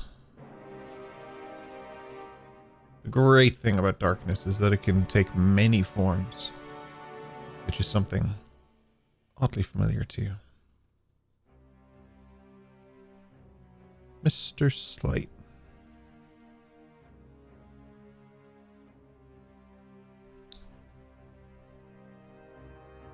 You brought me a new visitor today. So, we know that Vatros can read my memories. We know from recent conversation that he can feel things when I'm touching the book outside of the book, so there's a connection.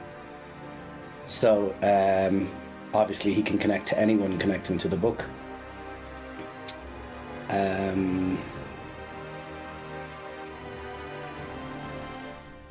I want to... Have we established... I can't remember, just for a point of order.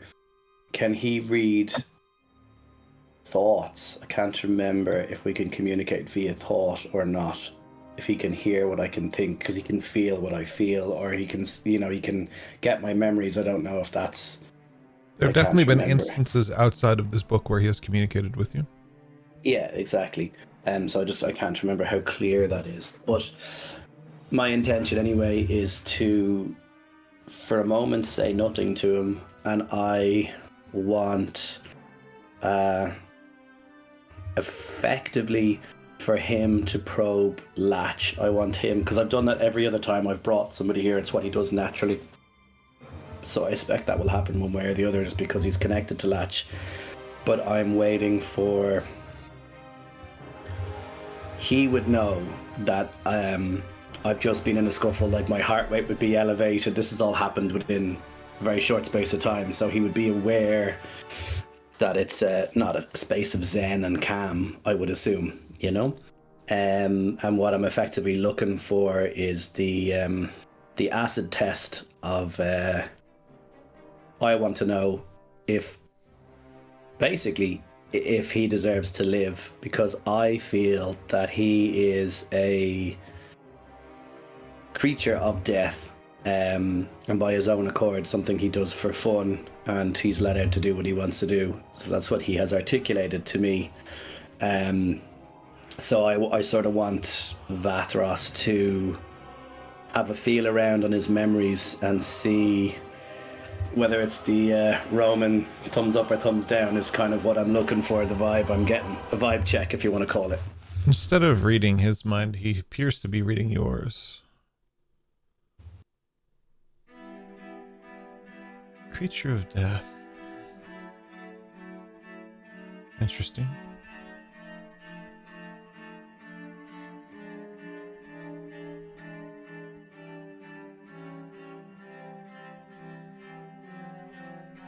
You appear to be, what? Cleaning up past mistakes, Slate? Starting to look like that. Ooh. I do wonder how Elias would feel about that.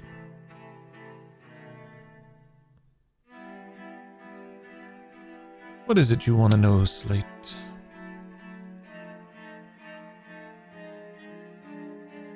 In answer to that, I'm gonna turn to, I presume Latch his embodiment is also there. Hey, he just has no idea what's going on right now. I'm gonna turn to Latch and say, Latch, the others outside this space can't hear this conversation. Oh. You have a chance to get out of this, but you're gonna need our, and I gesture to Vathros and myself, you're gonna need our help. Just watch your mic there. I think you're elbowing it. Yeah, so it's just hard to hear you when it's happening. Yeah. So you're gonna need our help. You're gonna need our help. Okay.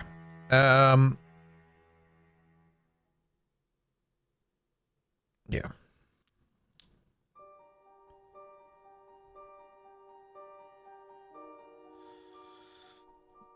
I don't really understand what this place is. Can you just put people here? Is this prison? So I'm gonna turn to face Latch completely and say to Latch, in order for this to work, you need to be willing. I mean, I'm a little confused. I'm going to put my hand on his shoulder and go, if you went through anything like I went through, you've spent a long time going inside yourself, mentally finding a safe place, etc. You know what I'm talking about. You know how to let go. Vathros here needs to help you. You need to be willing. And just step back and sort of look to Vathros and then be quiet. But you were my hero. Why would you turn on me?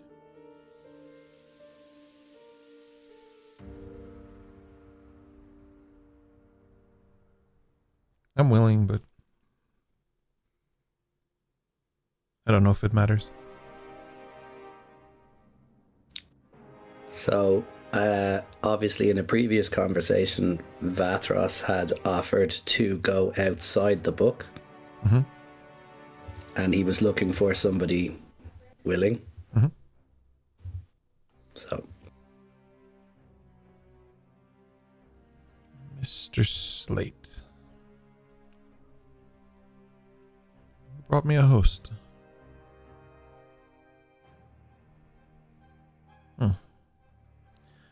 He walks over to Latch. He places his hand on his head. His hand turns this kind of weird purplish hue, almost the same as Eos, but kind of more, I don't know, the nails are longer and haggard, and this is the body of someone who's been here a long time.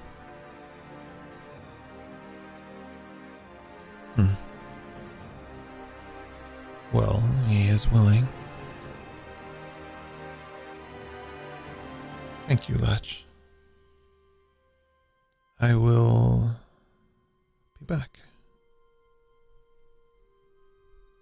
With that, Vathros is gone from the book.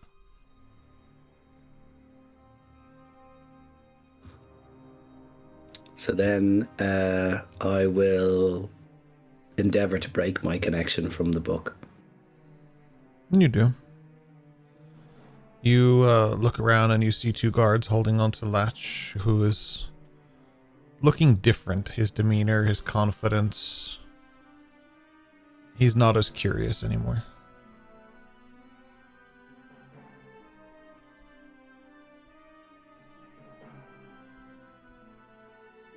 I'm going to look to Eos and say, that's Vatros. No, it's not.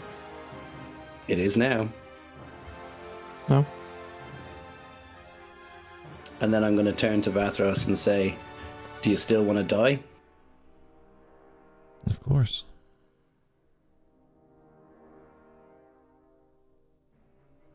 But it won't work in this form. If you kill me in this form, I return to the book. And they return to their corpse. So you told me if you were able to get outside the book, you would be able to know more about me. And you'd be able to see more, investigate more, understand more. About the world around you. Of course. Slate. But I'm feeling a little bit restricted here. Things are a little bit more difficult when I can't move. Or Yeah, use any of your abilities. I guess your friend has brought you into a body that is going to prison. Now. From one prison to another. So Vatros, you have a moment to speak to everybody outside of the book. This moment might determine whether you get a new host in future or whether you just go back to the book.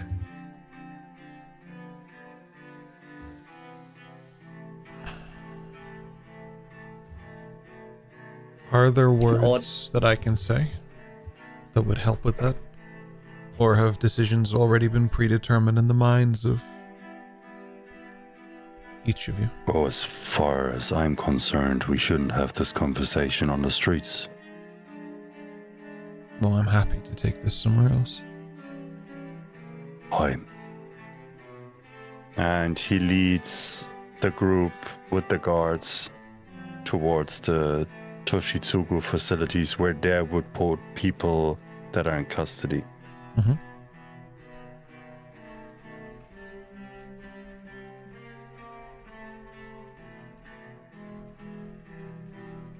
Assume everyone's going? Yeah.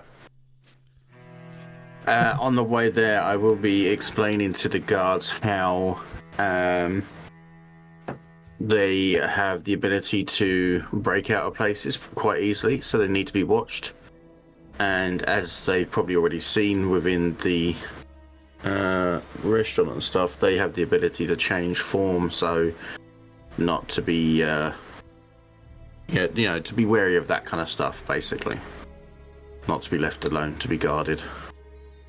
So while that conversation is happening, I would turn to Madriana and say, based on that, do the shackles stay on, or are you taking them with you? Oh no, I'm taking these with me. Which is why I'm informing these fine gentlemen so they know to keep an eye. So you open the shackles? Once they're in the cell and like ready to lock the gate behind me, kind of thing, I'll take the shackles off and walk back out. Okay. As the door closes, Latch just cricks his neck and begins to float slightly. Ah. Much better. Eos will sit down cross-legged.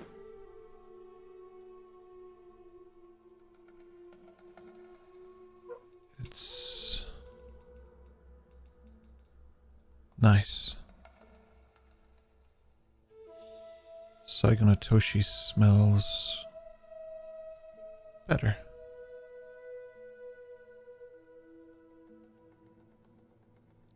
The eyes sort of flare up in a purple hue, which then turns into a blazing glow. No longer is Vathros speaking using his voice.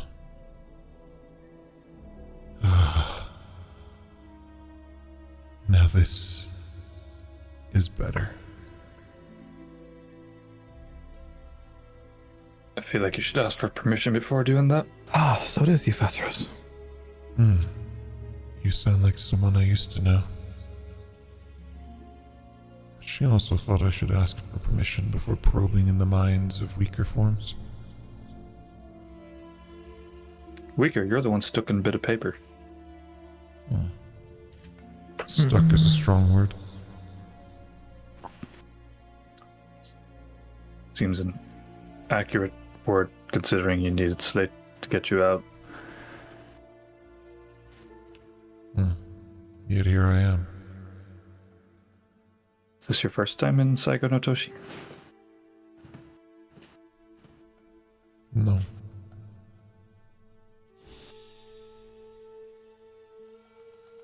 What did you do here before?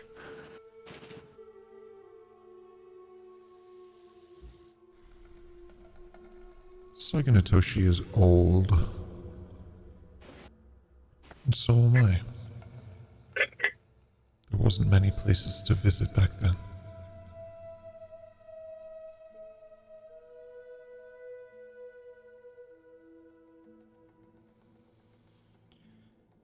So, if Slate is telling the truth,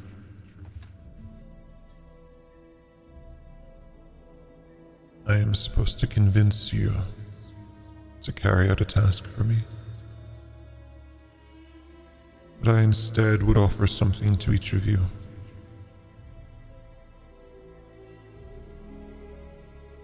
If you help me accomplish my goal, I will make myself useful to each of you.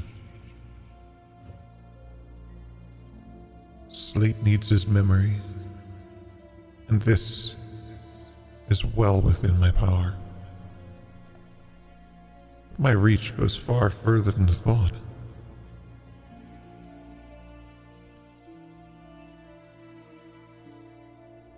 You mean so far that somebody put you in a book? Sometimes power is respected and appreciated, and sometimes it is feared. And sometimes, like with the Maleficums, it is just hoarded away, so that only they may use it. Funny that.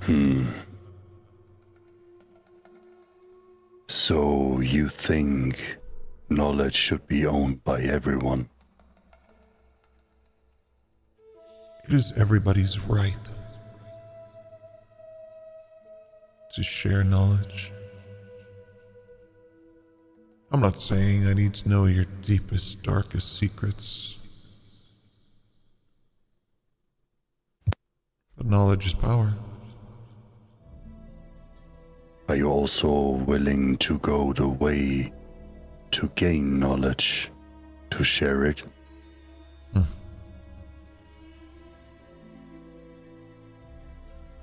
Are you asking if I would breach confines of your mind, take that you hold dearest? No. Not without consent. Oh, I never once... That's not what I'm asking for. If you think there is entities that owe you to share their knowledge, would you go the road to accomplish, to gain the knowledge yourself, to share it with others, or would you keep it for yourself? This book wasn't chosen by accident. I was freely writing my secrets into this book. The things that I had learned. This isn't just a tome. This is a manuscript. This is a guide for all who wish to follow in my footsteps. But before I could release it... And where did your footsteps lead to? Apparently Saigo no Toshi. But beyond that... I understand my power is feared, and I appreciate that the option of me leaving this book willingly and having a life is long gone. I have no misunderstandings about my future. I simply want to be brought to a place where both I and this book may be destroyed and I can finally rest.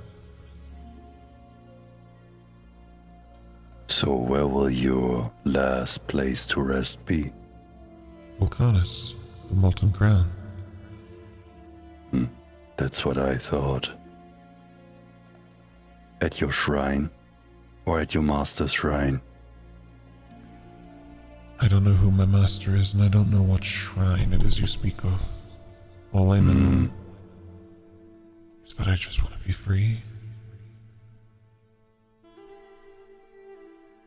I understand that. But the ones without the masters are either the ones that are ignorant, or they don't care about their family anymore.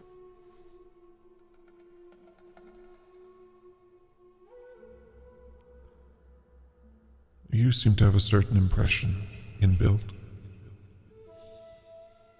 Yet Slate comes to visit me almost daily. I have never done anything to harm him, only help him. I know. But it's also because it's in your interest. Is it? I can clearly take over forms. I chose a willing creature. What's preventing me from just taking Slate and leaving? Nothing. But he treated me with respect. Which would lead me to believe that this is the truth you're telling.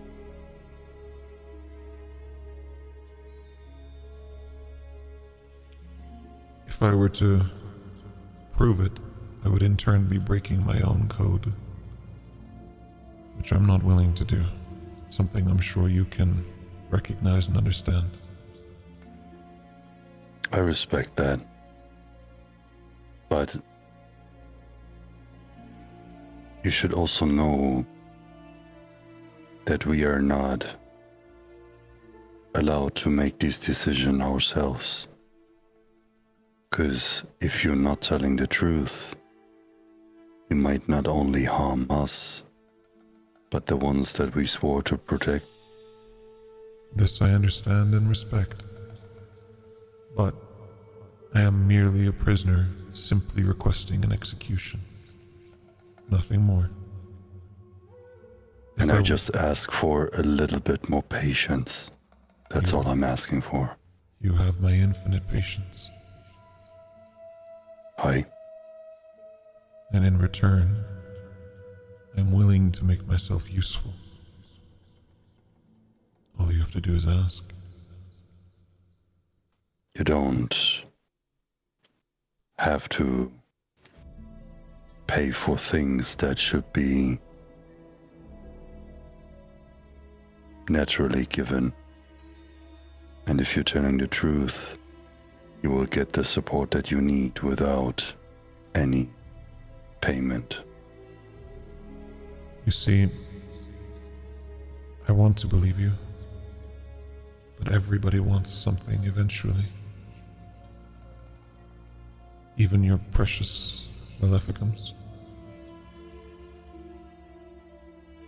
What do you think happens after Remington dies? The school belongs to the Maleficum bloodline, does it not? And there's a reason for it. Then I ask you one more question. And you can choose to do with it what you will. And I do not expect an answer. Why is it Remington loves Saigo no Toshi so much? It's very strange that he chooses this, of all places, to visit as often as he can. We both know why. And we both know why there has to be a balance.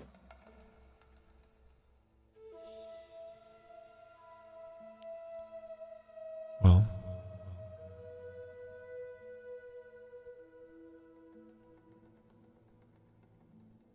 I think the only person who's ever outrun fate has ironically been me. And not by my own choosing. You are all destined to be here on this path. Each of you trying to accomplish something. I can agree on that. May the Mother of Light guide you with a bee. And let's see what destiny holds for us. Is anything going to happen when you die? Any consequences to the world at large? Hidden When I powers that die? might be unleashed? Yes, all of my knowledge and understanding will be lost. And the utopia that could have been built upon it with it.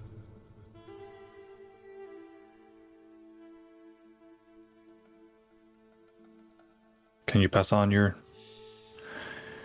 knowledge before you die? All of my knowledge is in this book.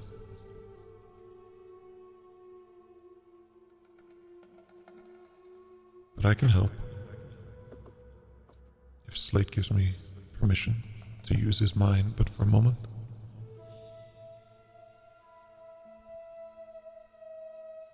I do not need your body, Slate. Just a memory.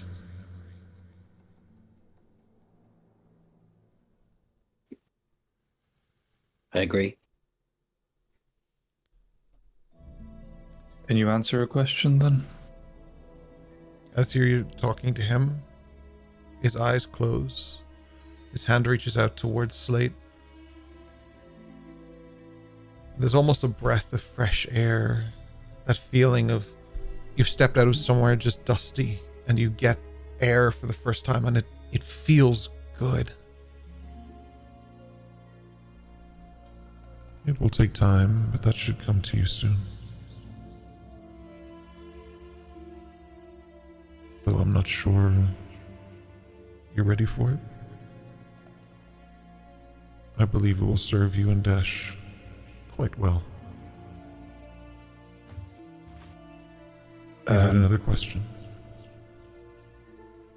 I was going to ask what is connecting Slate and I in Balbaroth, but I gather that's going to reveal itself. Why do you feel you have a connection to Slate at all, Dash? Because of you.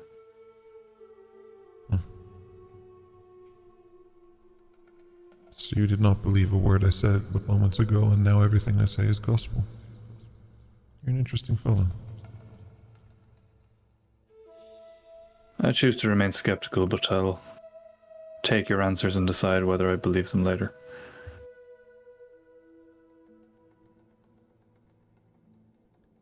Eos, Vathros. you call out to me often. Mm-hmm. The answer is that they are not just dreams. I've had no way to communicate that to you. Was you? Your time is running out, Eos. That is not mine. I have seen them. Because your psionic energy is so powerful. Whenever you're dreaming,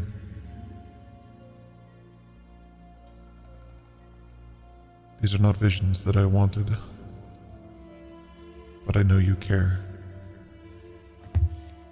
You don't have much time. But I can give you this. That dock is in Ashrest. I have been there. And I think you should go there too.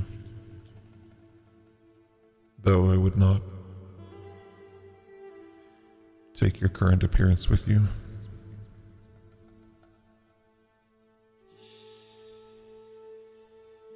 Thank you, Vethros. Thank me when you save him. I will. I'm sorry that the body that you borrowed has to stay in this prison, Me too. heavily guarded. That's why I ask you for a little patience. I would not keep Maybe this body. Slate. Latch serves another purpose. Mm. And then on that note, I interrupt and say, Project Ethereum. Yes. You might elaborate for the others.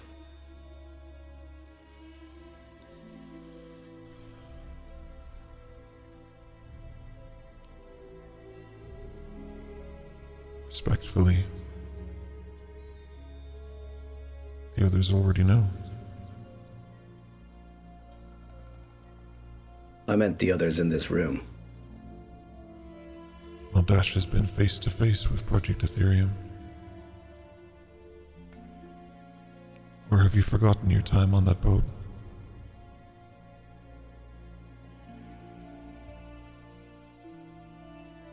Which boat? When you climbed in a window, ate a croissant, and came face to face with Project Ethereum. Floating body.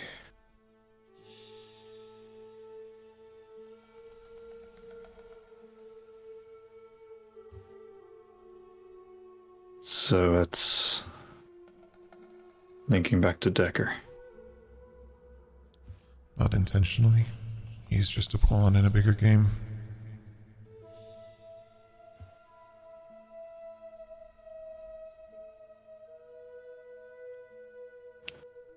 Is it a power source? It's a person. And if I understand correctly, which is quite difficult, because I only have the insights of people who don't know much. But I believe it to be his final form. Pointing to Slate.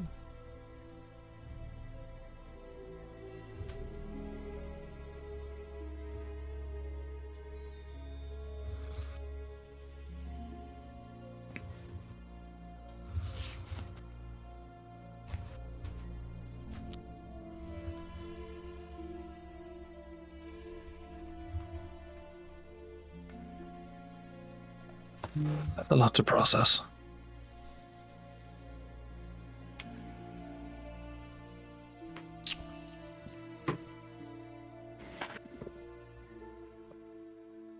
Well,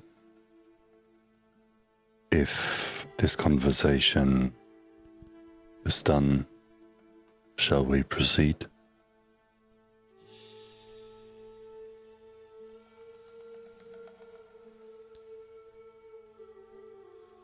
I'll return to my book. Thank you for your patience. One more thing. Latch's mind is unhinged, but malleable. There are some enemies I would see dead, but there are some tools that can be used by many hands. And for what it's worth, Fatros, I think I'm starting to believe you.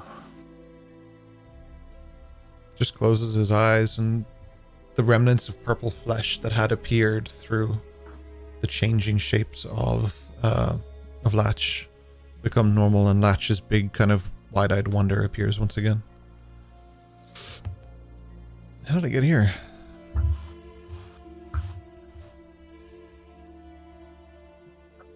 Hatsu turns to the two guards that went in with, and he assumes that on the way in there was a few more. And he asks the guards kindly, but in a strong undertone, this custody has been watched 24/7. This entity can change its form, its behavior, and it might be able to copy people that you have seen before. Straight Under away. no circumstances, never, ever open this door until you see the sign that is shown as you trained. As you say that, you hear it echoed, every word that Hatsu said, as Latch, without changing form, his voice repeats in the exact pitch, cadence, tone, and voice of Hatsu. I want at least 20 guards around here, and I want you to inform my mother and my father if you have the capacity to do that.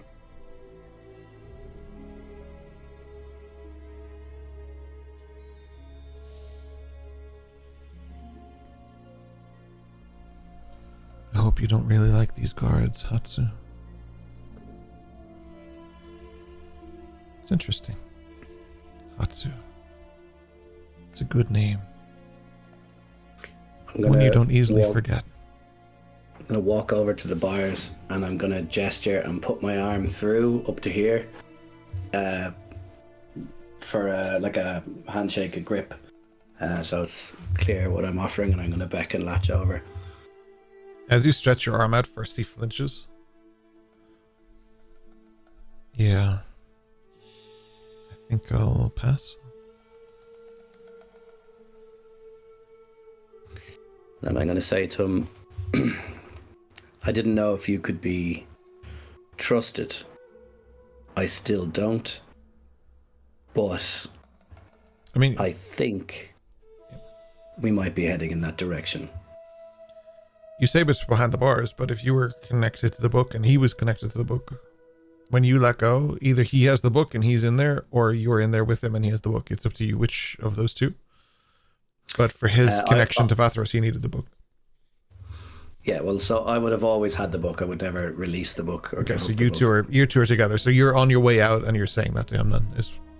I'll just amend that just a little bit because I need to follow the rules of the world. Yeah, that works. So then in that case, I'm in the cage with him, was in the book, and then, is that what you're saying? Yeah. So in that case, I'm going to go over and just put my hand on him, as opposed to reach for him. Sure. He still flinches and all of that pans out, yeah. Yeah, I want to cast Healing Word at first level. Okay. No worries, you can just roll the die. As you cast Healing Word, you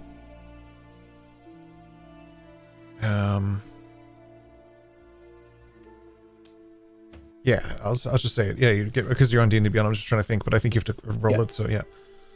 Yeah, it's just 6 points of healing. And like I said to him, I wasn't sure if you could be trusted. I still don't, but I think we're heading in that direction. And I'm going to say to him, there's a covert assignment. I can't tell you more yet. You need to continue to prove yourself. And then say to him, I want you to wait here. I'll be back. His eyes light up a little bit, like the same innocence you saw when he first met you. And he hesitates for a moment. He thinks about it.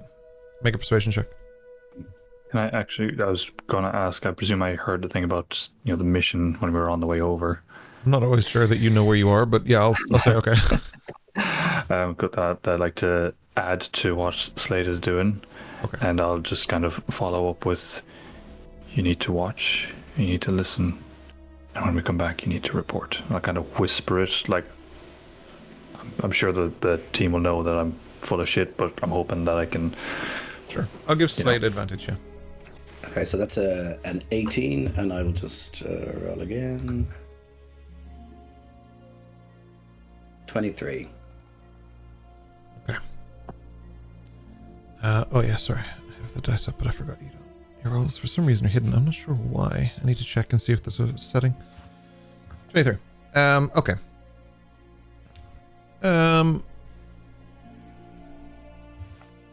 He just nods and he's like, he seems to be on board with it. I mean, 23 is 23, right? So he seems to be on board with it.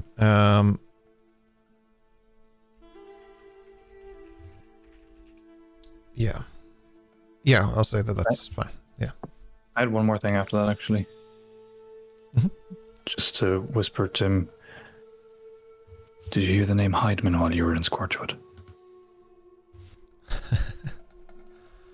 Is that a joke? No. Yeah, of course.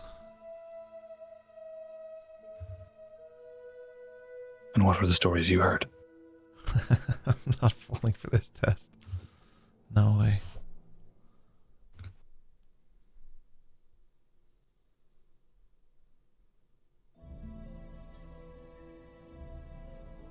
Very good. Well done.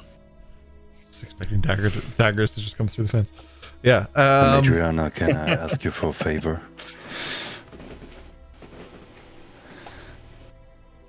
Adriana, Sorry, I didn't hear the name. can I ask you for a favor? Sasu. What is up, Hatsu? I need your shackles to be on this person until we can put him in another space. Otherwise, my people weren't safe.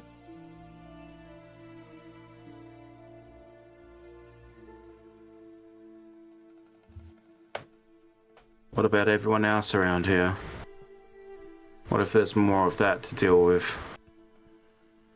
Surely him being here watched is easy enough, but if we find someone else out there, then what do we do about that one? Let me phrase it differently. You owe me. You did bring this problem to my house. I have to deal with this in my house. First So of I all, ask you I owe you kindly nothing, Hatsu. That was not my problem. I was trying to keep the problem from becoming your problem. Let's be clear. And still you... I respect you, but I do not owe you anything. All right, then take your shackles.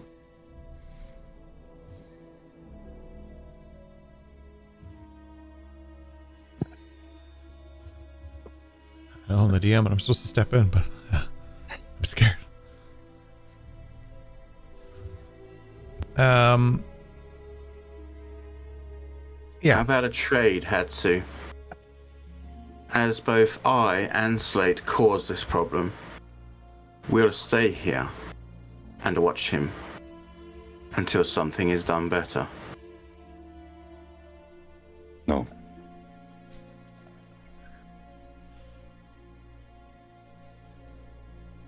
He is mentally, emotionally attached. And you don't respect my word. These will be handled by the gods of the Toshitsugu, as the protocol demands me. Thank the gods. The bell is wrong. And it You shall can be. decide for yourself. Do me a favor, leave the shackles on, or take them. This is your decision. But see, Hatsu, that's where respect goes two ways. You didn't speak to me like I was doing you a favor. You were speaking to me like I was one of these people, and I'm not. And she walks out. I don't talk to them like that. No, you're right. You speak to them better. And I walk out. All right. He would lead the rest who is willing to his house. For what it's worth, Hatsu, I think he's going to behave down there. He seems quite enamored and obliged to Slate. If he gets one chance, he will kill every person in that room. Do you doubt that? No, I don't doubt it. But I think he believes he's part of a mission. I think we've convinced him that he needs to stay there and gather I think intel. what some of us might not understand is that we are all on a mission. Each and every one of us. And this celebration is a very big part of it. Why do you think so many entities are attracted to this place and this time of the year? Why do you sing? Why do you sing? I sound like Schwarzenegger. Why do you think cherry blossoms can fly upwards? Why do you think all these things from your past approach you in this place, in this time? Why Dash? Yes, this is clearly the epicenter of whatever is to come. And people want guidance for their lives, they want to find meaning. I feel like this is a place where they can find it, for good or bad. This is the crossroads of our destinies, my friend Dash. And this is the test that is upon all of us. To face our past, our present, and our future. And there's only so many times I can kindly ask you to just go with the flow. And every time I got told, yes, no problem. But nobody does it. Has it occurred to you that the flow has led us into rapids?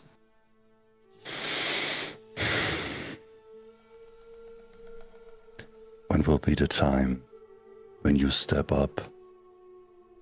I asked you before. I never doubted your decisions.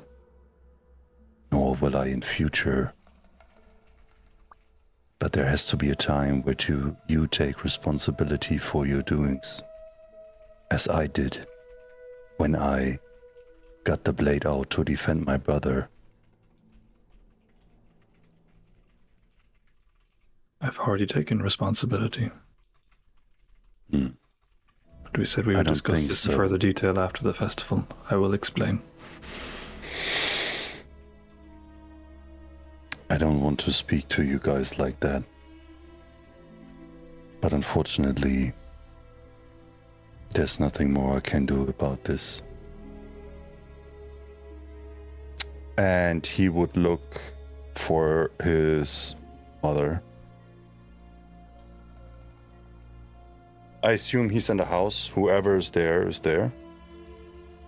As you're heading back to the house, all the districts are lit up with ceremonial braziers.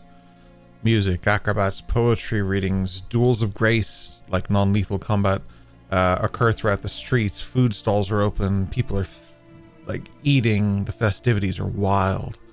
You make your way from the prison back to Hatsu's house. It takes a good 20 minutes, but the festivities just are endless. The streets are crowded and packed. It's, for someone like Eos, massively uncomfortable moving through the streets. For someone like Rory, it's massively uncomfortable moving through these streets. But for some of you, like Madriana and Dash, this is a second nature. Gliding through people, going unnoticed. It's kind of your wheelhouse. By about 1:30, you manage to get back to Hatsu's house. I want to try something as we're on the way through. A bit of reverse pickpocketing this time. Okay. I was like, for fuck's sake, man, just let Hatsu have a minute. I'm just looking for, anyone that looks less well off, in that they might be in need. Tiny Tim. Tiny Tim kind Lisa, of can I have stuff. some more? Yeah. And just dropping a couple of moons and bells into How much of each? pouches and pockets as we go. I'm going to try. How long is it of a walk? 20 minutes? Yeah, like you got to 20 minutes, yeah. Cool. So I'll try, we'll say 20 moons. I'll try one Jeez, per minute right. as I'm walking through people and just see if I can. 2 arms, crazy. All right, yeah, no worries. Yeah, you managed to make your way through and drop them in. I'm not going to make you do stealth, sleight of hand checks. How many of those are like metamorphs? I don't know, but you definitely put them in the pockets of children and stuff, sure. Yeah, they're less well off. You find some of the homeless and do some of that stuff that, yeah. I do want it specifically to be that I don't want anyone in the party You don't want seeing anyone it. to Well, point- I know Madriana is going to see it, but anyone, I'll try not to If be a seen. Madriana's there, Madriana's not there. yeah, I whispered you, Roper. no worries. Infantry. Oh, infantry, sorry, thanks. So I'll mark off 20 moons, specifically not dropping gold coins because I know how that'll fuck people over. No problem, Adriana. No problem at all.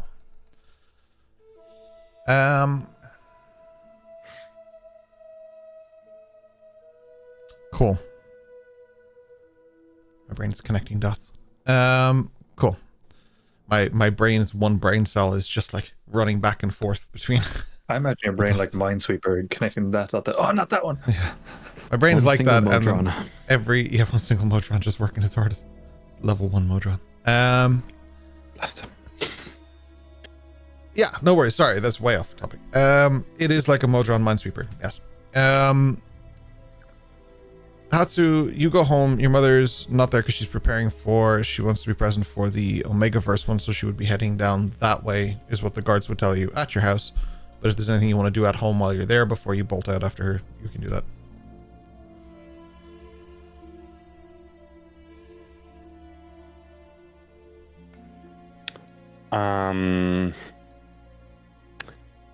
He would sit in the there's like these guest area at the whole side where they also had the banquet.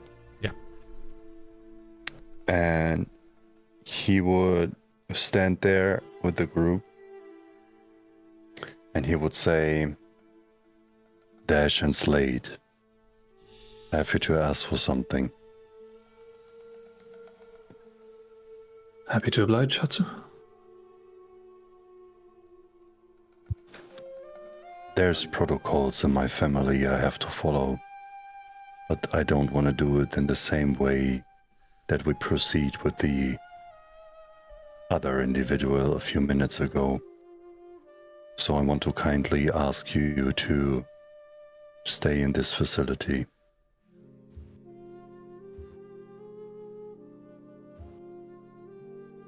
Are you arresting us? You are under house arrest.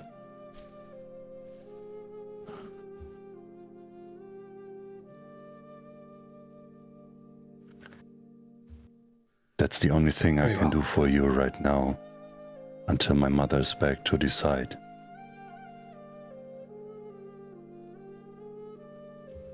I will accept this, though I'm curious as to Slate. What exactly did you do? I know there was a thing with the latch, but what actually happened? Much like our friend Fitz, he tells me he likes to do things for fun and he's let loose. I wanted to have a conversation with him somewhere private. That didn't work out. So rather than lose the opportunity and let him loose in Saigo Toshi to do what he wishes to the populace, you saw how that ended up. So apparently I should just let killers go, let them do their own thing, and that's all good. No Don't problem. think I don't understand. But my family is in trouble, as you might be aware. Not small trouble, big trouble. And there's a lot of forces that try to make it worse. And I have to rely on my friends to help me with that, not to make it more difficult. That's The an problem interesting is, concept. it's not my decision at that point. I have to report. It's already Sure. been reported, to be precise. And I can't lose my face in front of my family. So your words before about, destiny and following your path. Follow your path, but only if it's what suits you guys. And then if you want to do what's right, but don't do it here. So everything has caveats and everything has double meanings, and it's not what you said before. Not at all. I stand by everything that I said. It's a difference if it's between me and you, or if you put other things at risk that me and my family stands for, that we have fought for, that people died for. Not only my people, Remington's peoples as well. I just can't think clear right now, and I'm not the one that makes the decisions here. I have to follow these protocols as well. Well, as you follow your protocols, and as you split our party, and as you have these adversaries in your town that walk freely like Ironclad, just know that when you talk about balance, which you do often, that any shift in that balance can change everything. So sometimes the smallest thing or the removal of a pawn can shift the whole battlefield. Potentially that was a pawn. But like Slate, I said, I'm not asking for you to understand it, and I left the decision with you. You can go if you want to. The only thing I said, this is the only thing I can do as a friend, without losing my face.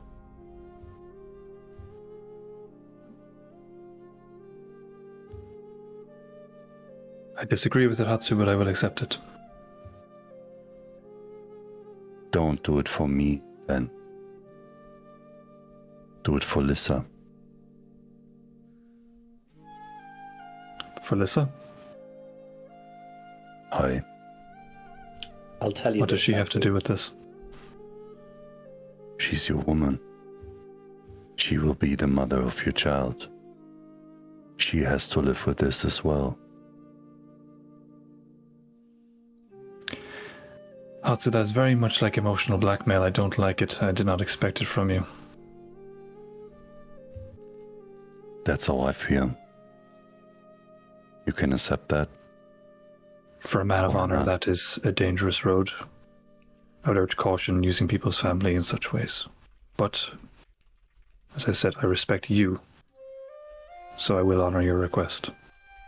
I too will honor your I- request, but circumstance permitting.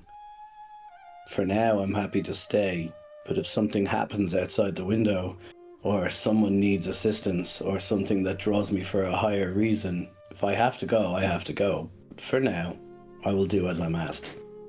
There's people at this facility that will give their lives for you on my behalf.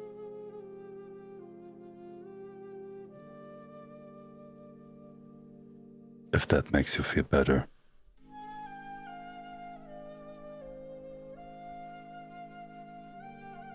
Not really, to be perfectly honest, but it's okay. You go, be with your family.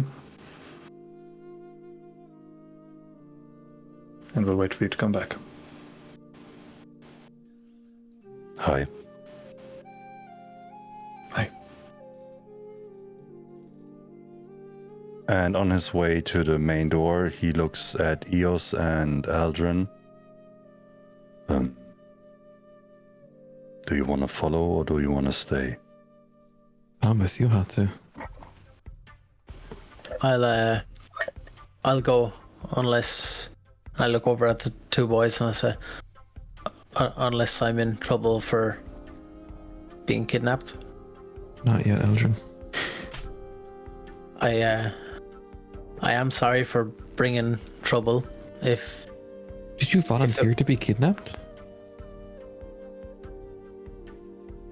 I look at Eos and say, please Just repeat those words and Did think it over. you Mull on those. volunteer to be Eldrin napped since you're not a kid?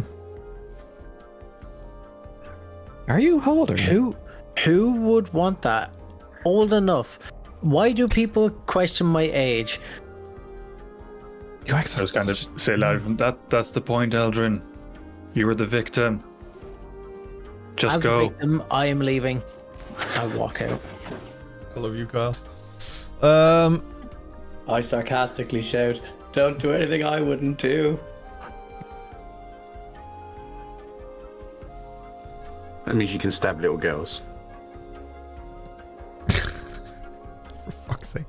Jesus. As you head down the streets, those who are going, you see a large float being set up. The festival proceeds with or without you. Like, everything was still happening, and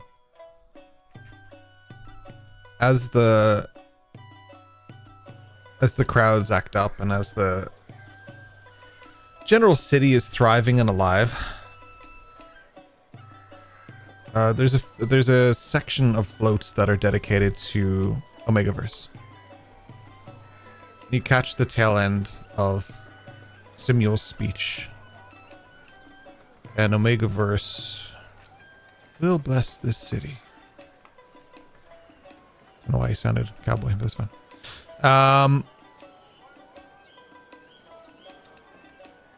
As he does, there's a spectacle of what looks like fireworks and sparkles as fabric is removed from what looks like automatons.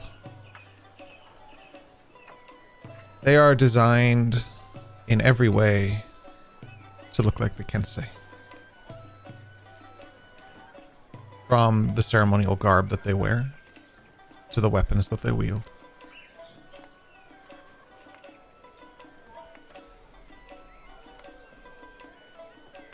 They demonstrate the various poses that they can do and the stances that they can take in a way that mostly offends the general populace of this town, but of the city. But there are those who are outsiders who are quite impressed. Dash, I'm sure you're having a great time. I'm raiding the stash of peppermint tea while I'm in the house.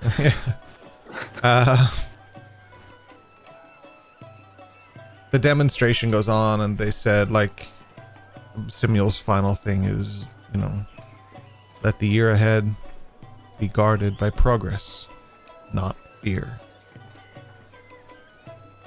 Everybody starts cheering, and those Kensei bots perform different tasks. They look a lot like more modern, up-to-date versions of a certain teacher at the school who may have been an early version of something like this.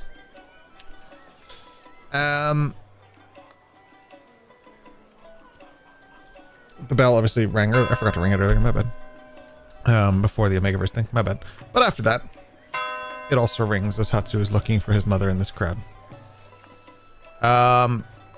It's easy to find because the Fujiwara and Toshitsugu clan, they usually unite here. This is where they gather in unison to show the two sides of Saigo no Toshi and the heritage of Saigo no Toshi together. This generation is the first generation to do that.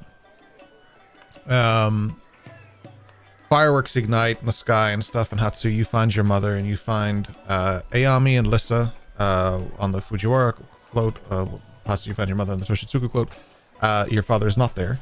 The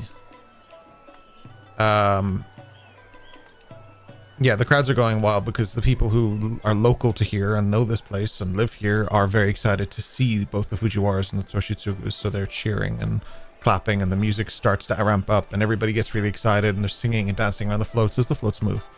It's not that hard to get onto the float. They're not moving that crazily.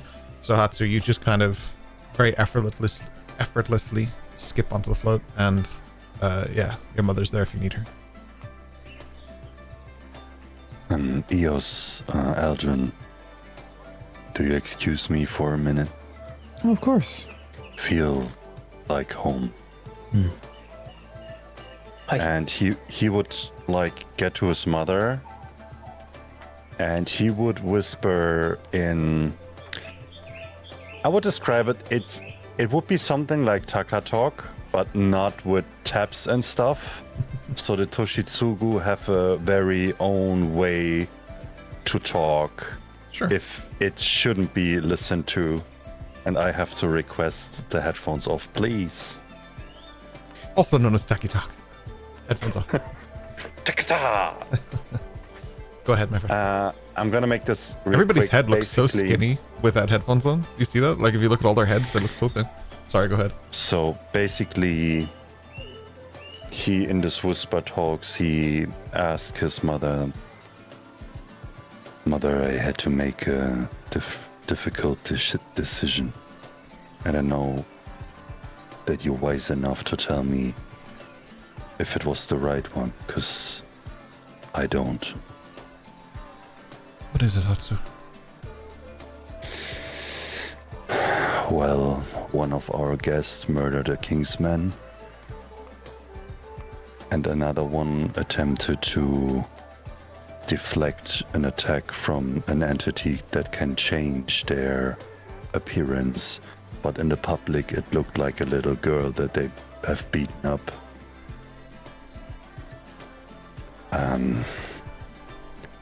They also tried to clean up their evidences they left behind on the dead bodies of the king's men, and I did put them under house arrest. I don't know what to do. Hatsu, if something were to happen to myself and your father, a lot of responsibility would fall on you and your sister. So, instead of looking at this as a diplomacy, which it is wise, you should be thinking of your city and your people. But these are your friends. So, I'll ask you one question. In your heart, do you understand their motives? Hi. Would you have done the same? No. And what if it was for your city and your people and your family? I had this discussion with Remington when I had the feeling that they were about to harm Boreal when he was out of control. I tried to understand, but I don't understand how they only think about their own consequences and not the beautiful lives around them, the ones that work hard every day to create a better tomorrow. Sometimes I'm lacking understanding of this. I understand they didn't learn it, but I don't understand their hearts.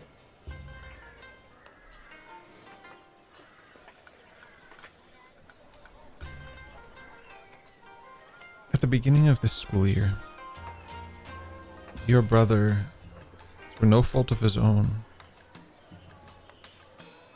became the very people that we swear to protect this city from. He became a race threat, which is the worst threat we can face. And through the actions of the people in that school and you and your friends, you brought him down, and he did not get locked up in Scorchwood, and he did not get killed. It was through great pressure on Remington. He took the consequences of these actions that day.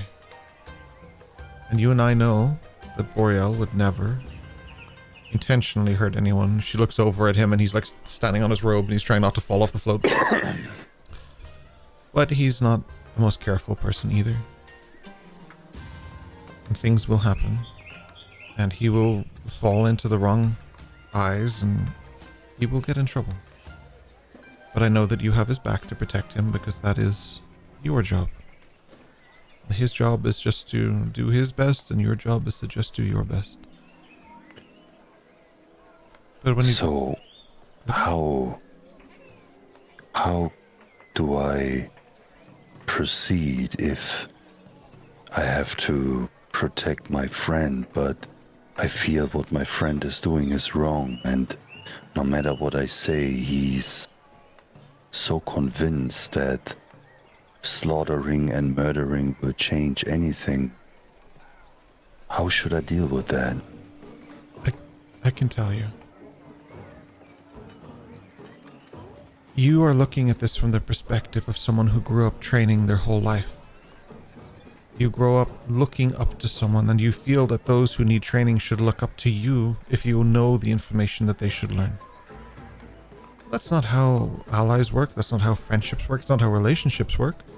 If your father looked up or down to me, believe me, he would know about it very quickly.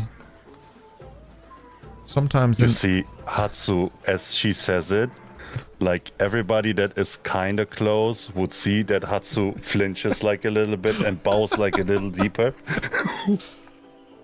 Hatsu, if you treat every ally and friendship as a learning experience for you or for them, nobody will get what they need from this.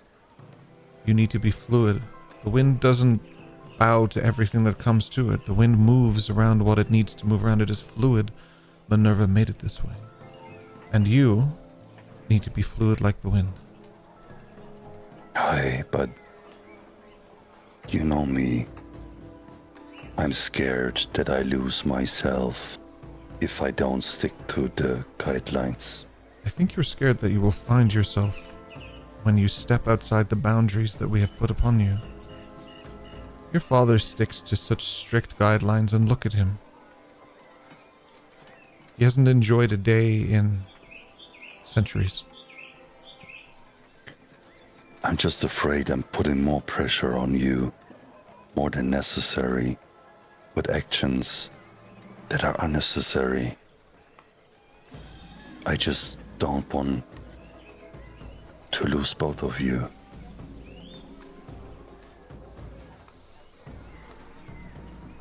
You won't lose either of us, Hatsu. Not really. We're here, but we have a responsibility to the city. You have a responsibility to grow up. Your sister is in Palparoth most of the year, spending time with these awful people, but to better herself and learning from it. And she comes home with more confidence and knowing who she is. And I'm not saying you need to be like your sister, but just, you have a good opportunity here. There is a really good bunch with you. And although putting your friends in prison is certainly an option, it's better to keep them close to you so you can observe. If you're next to them, you can guide them not through blade and weapon and not through sharp words, but through dedication. Lead by example. If you want to lead this group, they have to trust that you have their best interests at heart. And until this happens, they will be confused, and they won't listen to you, and they will rebel against you, just like you did when you were a child, just like I did when I was a child. And believe me, Mother is not easy on you when you rebel against her.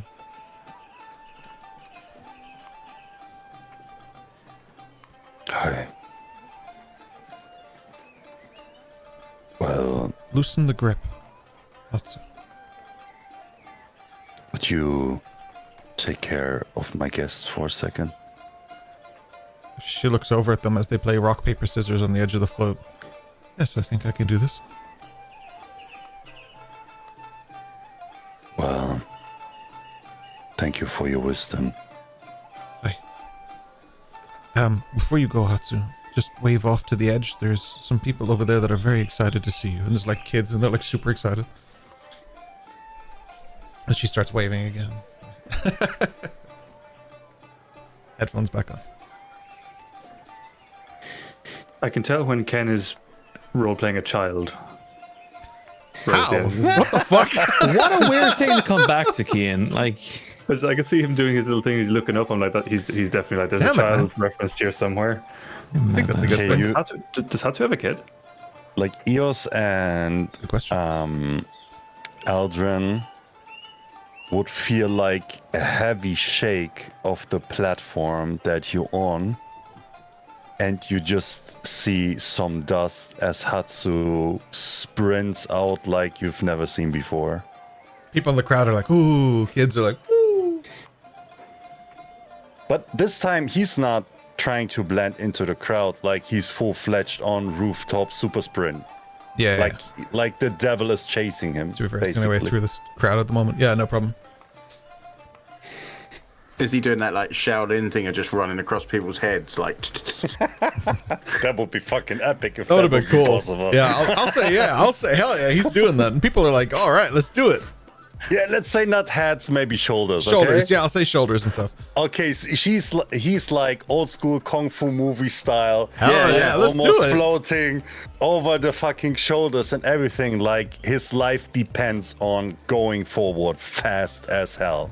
Okay. I know what you're going. Boy. Where are you going? He's going home. Yeah.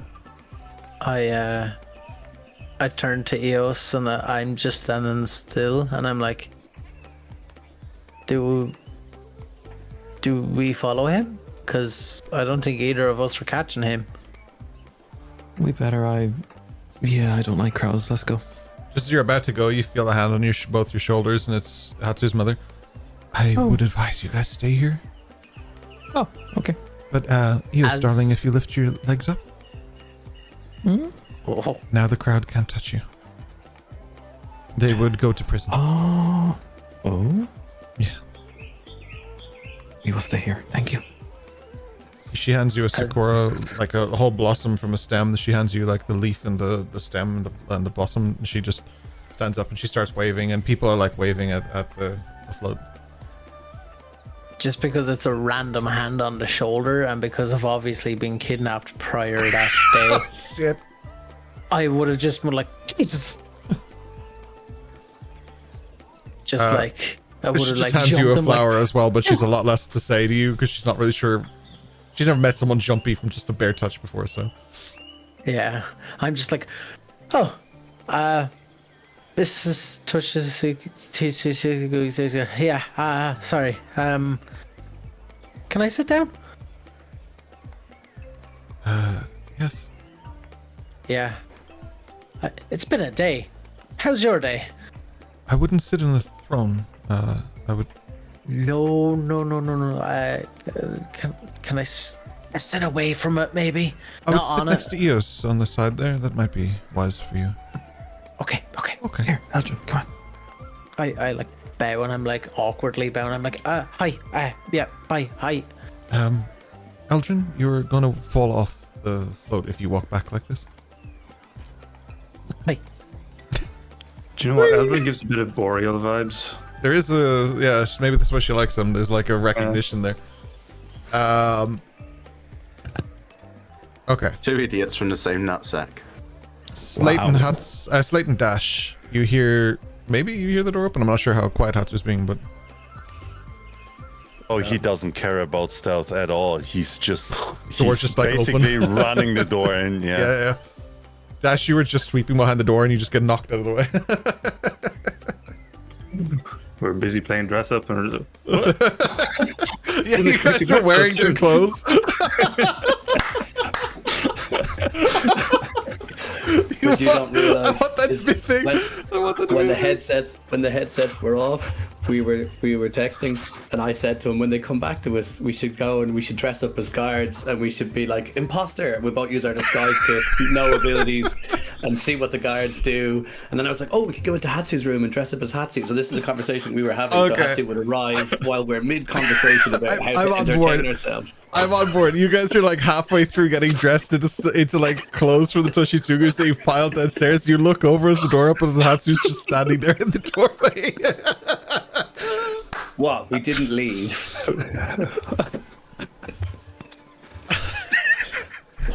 So Hatsu steps in, sees the two cosplaying with the fucking clothes.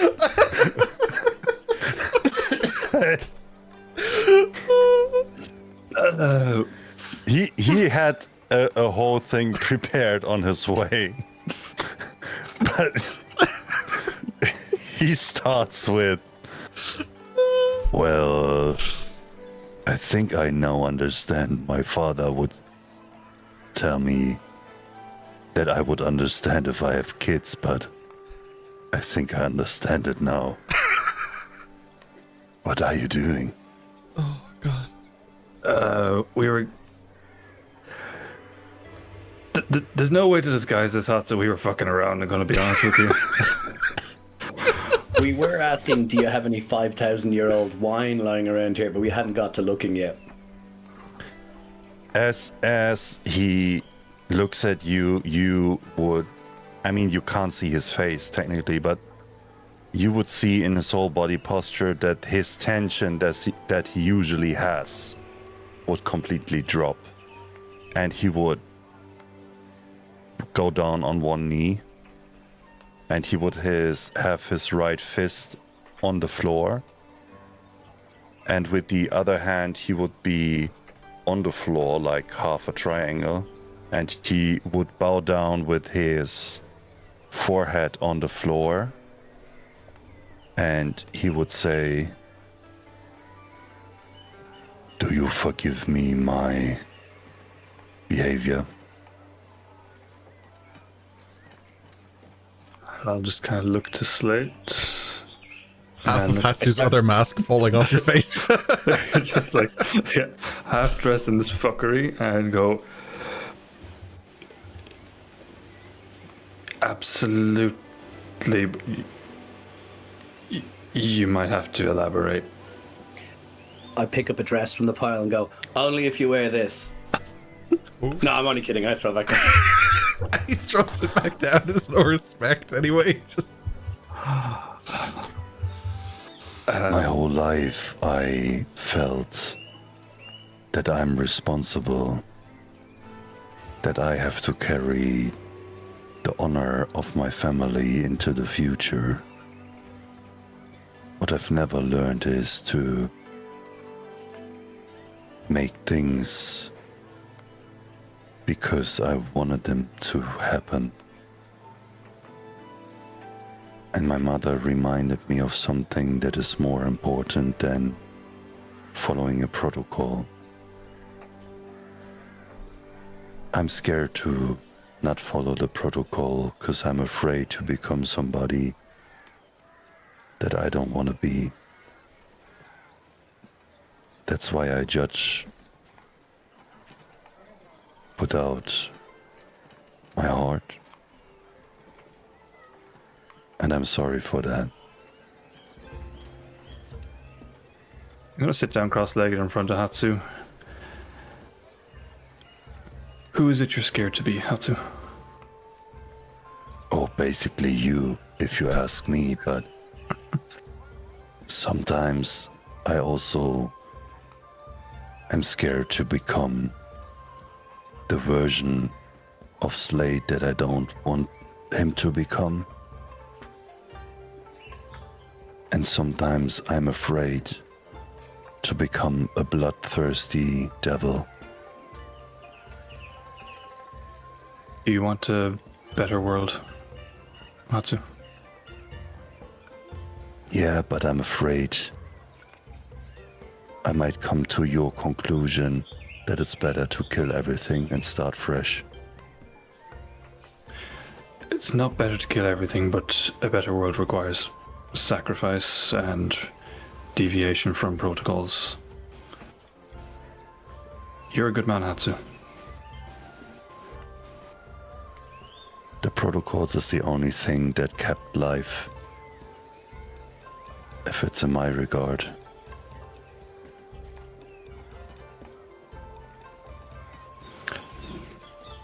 Life is, I find, about compromise. If protocols are unyielding, they may need to be adjusted. But once your heart is... I understand what you're saying is from a perspective that someone experienced something else than I did. But on behalf of my family, I want you to invite to our float at the parade. If you wish to.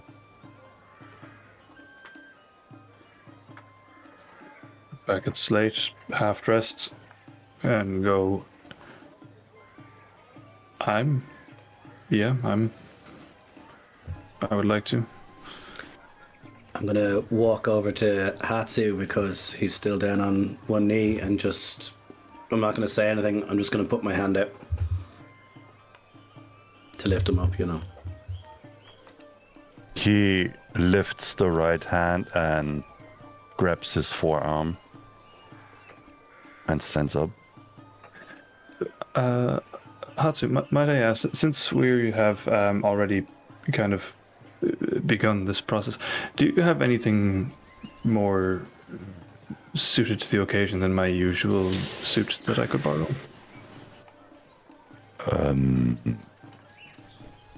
As far as I know, you all got very fine clothes that were pretty expensive. Oh, I did. Ignore that. I Kian don't forgot. know if my mother would be pissed, but my sister... The dress was Slate's idea. That actually brings me back and reminds me. Dash. A lot of children are wearing the same clothing that you are as you go out and about. So throughout this entire day at the festival, like, you have seen quite a few children wearing the same outfit as you. Not so much what Hatsu's wearing, or Madriana's wearing, or Eos, or Slate, or Eldrin, but you. For sure. Irish kids. Stylish kids, yeah.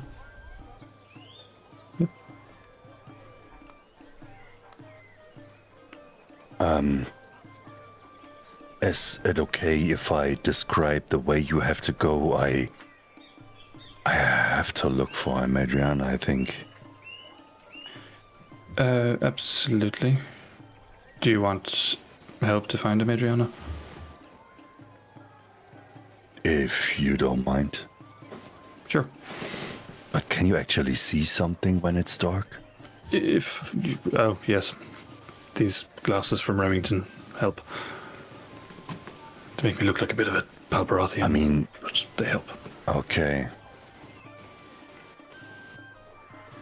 And he would try his best to attempt to speculate where a Madriana would have gone.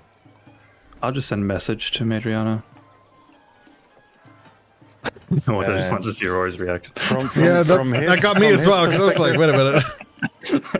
From his perspective, he would think that she would somewhere hang around places that is known for people like her, if that makes sense. So he would check the usual taverns and bars and stuff like that. Rooftops. Neither of you. Because in his mind, he felt that he went over the top and that Adriana was not only pissed, she was hurt. So he thinks she might go somewhere to people that were more familiar to her in this stranger place, if that makes sense. So he would look for the bars and spots that he would know people like her would hang around. You I'm don't... going to look around rooftops and I'll check the area where we met the Archon. Okay. Neither of you find her in either of these places, any of these places, but you do reconvene back at the float. Adriana not present, but you do reconvene back at the float. Two things will happen. I'm just moving things along a little bit because we're time-based here. Two things happen. First of all, the next bell rings, which ushers in something else. This is an hour where no words are spoken, honoring both the past and the quiet between years. Sometimes in the wind you'll hear voices, but that's it. You have an hour of uninterrupted silence in this city. And in that, all of you reflect. Knowing that Hatsu is looking for Madriana, I will not tell you where she is, but I will say this. Use logic about what happened today, what was said by Madriana before she left, and really think about what's going on and what upset her. where is Madriana?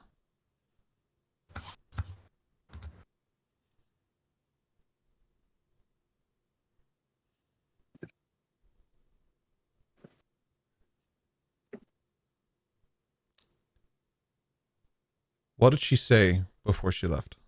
Before the last moments of her leaving. Oh, she said that I don't owe you anything. Okay. And the Hatsu speaks to others better than he speaks to her. Okay. What else?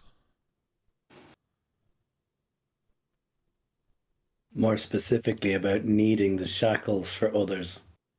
Okay. There's something else that was said. All of that's still correct, but there was something else that was said. An offer of sorts. To stay. She said if you would ask me for a favor, that's different, but oh, Where's back in the Madriana? Back at the prison? She said Dash, are you going back? no, wait. She said she wants to make a deal. Mm-hmm. I can't say anything to anyone since we're silent, so I'm just like, Okay. Oh, she wants to stay there. Yeah. She said, I'm happy to leave the shackles, but I want to stay here with Slate and guard him. Where is Madriana? So it would click for him as well, and he would run as fast as he possibly can back to the prison. At any point during any of this, Madriana, are you attempting to make yourself known to them? Or are you attempting to hide? To these guys or to the prison guards? To these and that? guys specifically who appear to be looking for someone, most likely you. If I see them come in, like if they come in and it seems like they're asking about me, then I will make myself known, yeah. Okay. As you approach the prison, you will find a Madriana. I'd be deliberately trying to step in tacky talk to just kind of say, as we come down the stairs, it's Dash, are you here? Just noting that it is silent time, trying very hard not to speak, which is difficult for that. Interesting question, Roper.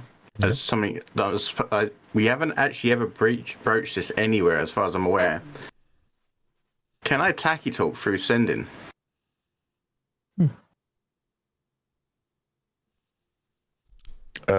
Technically, I would say yes, because you could make the same noise right? that you could, Sorry. Yeah. if you want to. Message.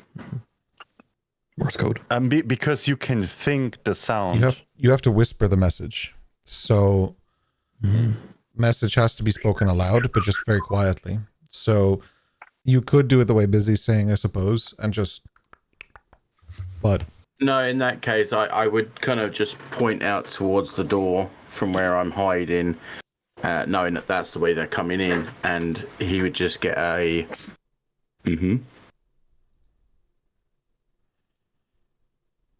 I'll just go down and just sit with her.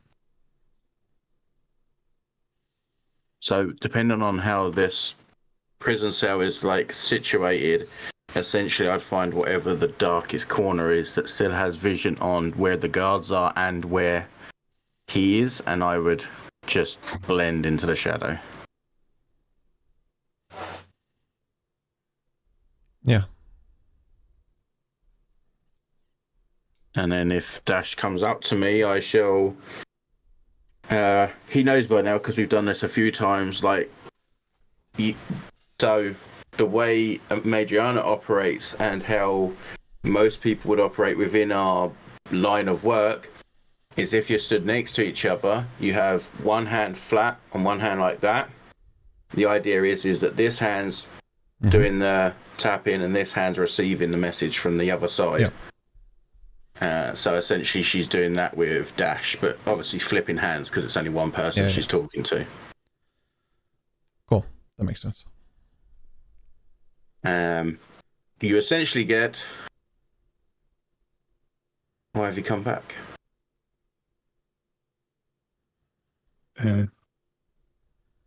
Long story. Was under house arrest. Now we're not. Hatsu's mellowed out. Are you okay?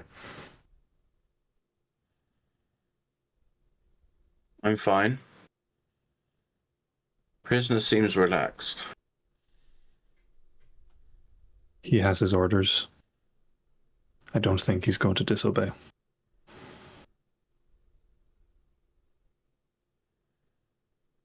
I can't take the chance. It'll be my fault.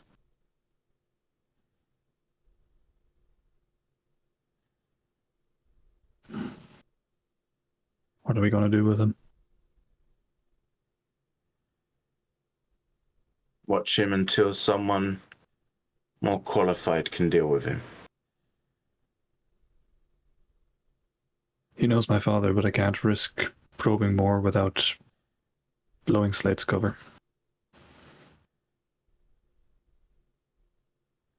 His mind is a bag of cats above a fireplace. Doesn't matter how you prod it, you would never get any significant answer from it. Meow. Nice to see your tacky talk actually makes sense nowadays. It's nice to have someone that actually uses it to good effect. At least one of those words was grapefruit. Yeah, but she wouldn't tell Except him with that. friends, he said pamplemousse. Yeah. Yeah. She wouldn't tell him that. She'd leave him with the dignitation that he did that okay. As Hatsu would probably from his perception understand that there's some exchange going on after they switch to the physical form of sending stuff. Tuck, yeah.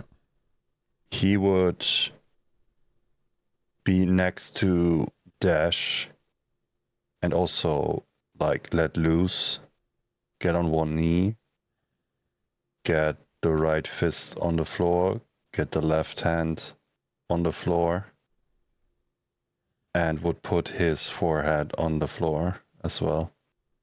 But he wouldn't say anything. I'll say to Medriana, he's asking your forgiveness for his behavior.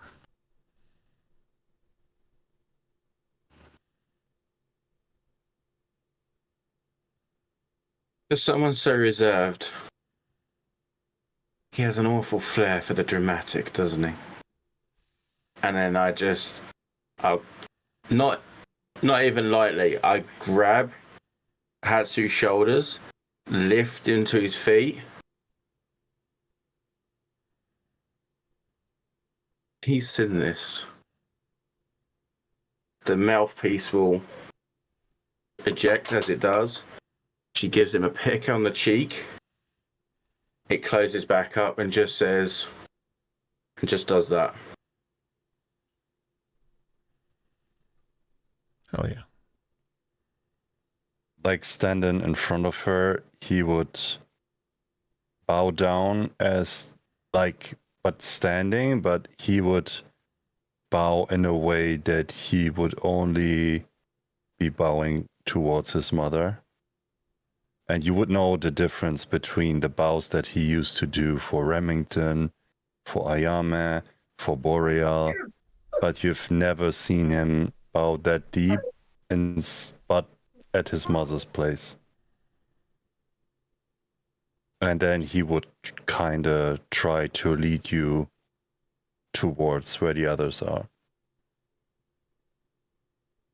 What he'd get, because obviously he wouldn't understand, is just and then pointing towards the prisoner.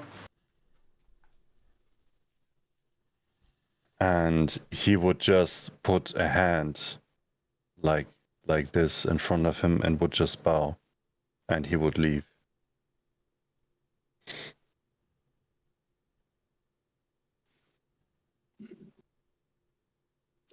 Question, has Latch been nearby while myself and Adriana have been communicating? So, Cool. We've been like tapping off palms, so he wouldn't really have caught it. So. That's what I'm hoping. So that's why I'm going to ask if I can roll an insight check to see if he has picked up any of that. Go ahead.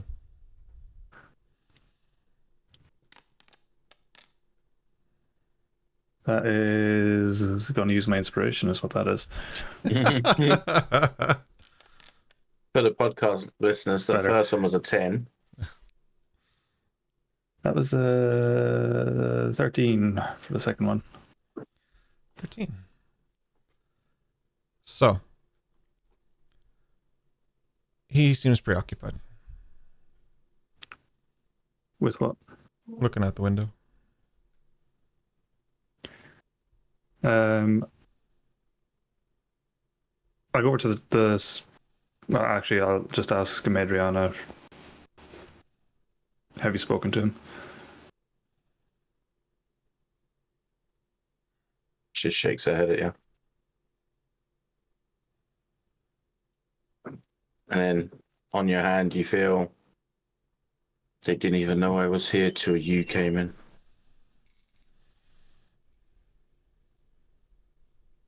Let's go over and knock on the cell just to make a little noise. And as you turn, if he's turning, I'll just like keep the finger up to gesture silence.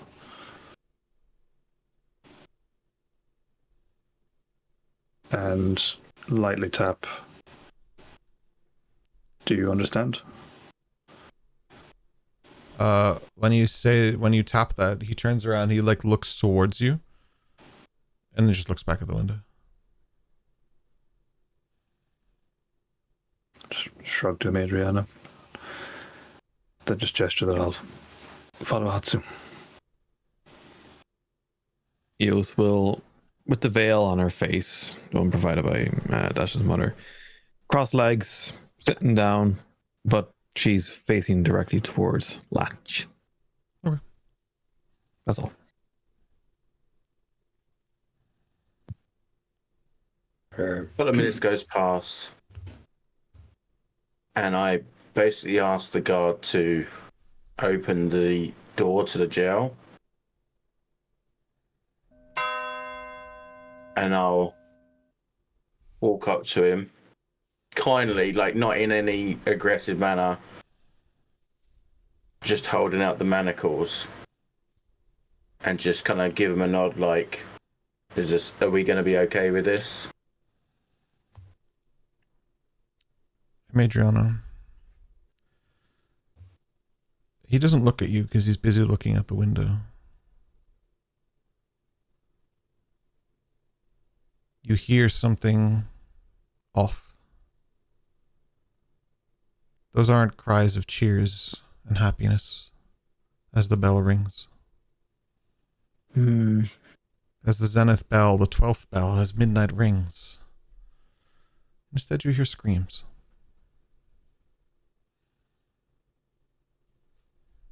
How does he seem about that? He seems like he's really keen on looking out that window. He's trying to reach and he's giddy about it.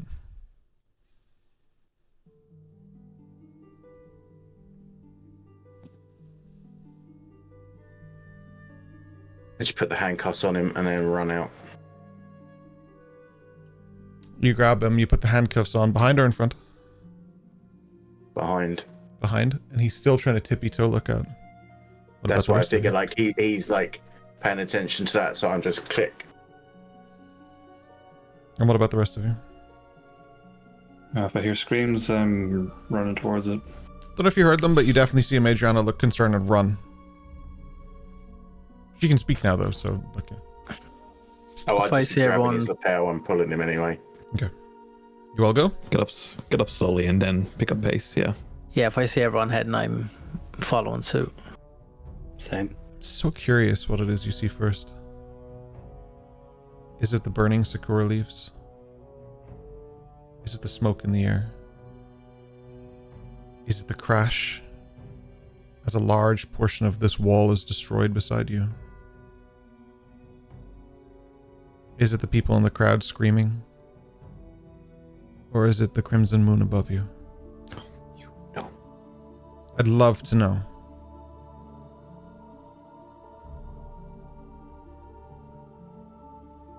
Another Crimson Moon, like, so soon? So Don't say that word, man. That's a bad thing. I can tell you right now, the first thing I'd be looking for is any injured or about to be injured people that I can get the fuck out the way. Oh yeah, Ironclad knocked a lot of them out of the way as he smashed through this prison wall. Oh, so he's come for this guy? Oh, so he's come for this guy.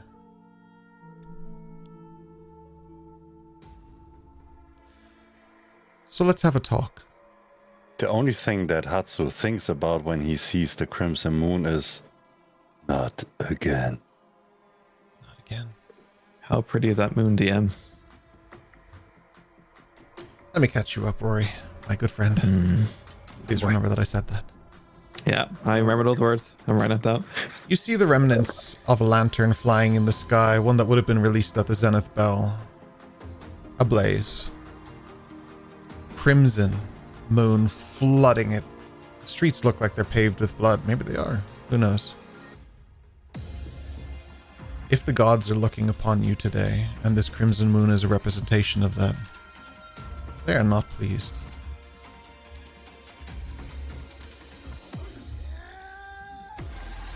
Boreal is in the sky. But he's not shooting fire. No, actually, he's defending people. As the robots by Omegaverse are valiantly fighting against the Archon's wolves.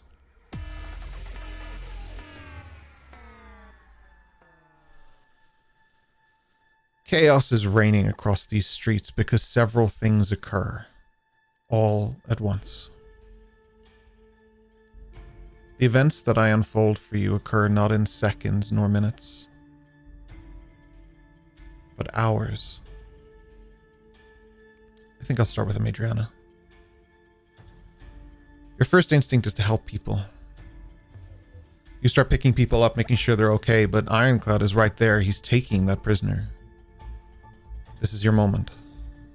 You follow him to see where he's going.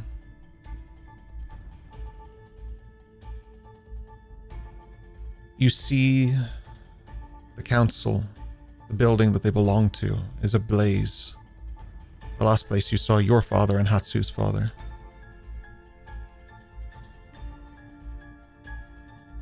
Any remaining Sakura Gakkai are now dead. Not just remotely, casually, ripped to pieces. The building is burning, and your father is standing there talking to Remington. Not casually. He's holding Remington. This institution, like all things, now serve a greater function. And that vault belongs to me. The doorway opens. But I dare not just tell you what you see. Why don't I show you? As Remington walks through to Maleficum's with a few of armed guards and your father. Not Ironclad, though. He has a different job to do as he heads back towards the crowds.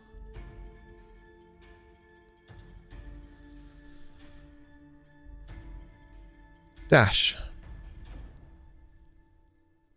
I think you and I should have a talk.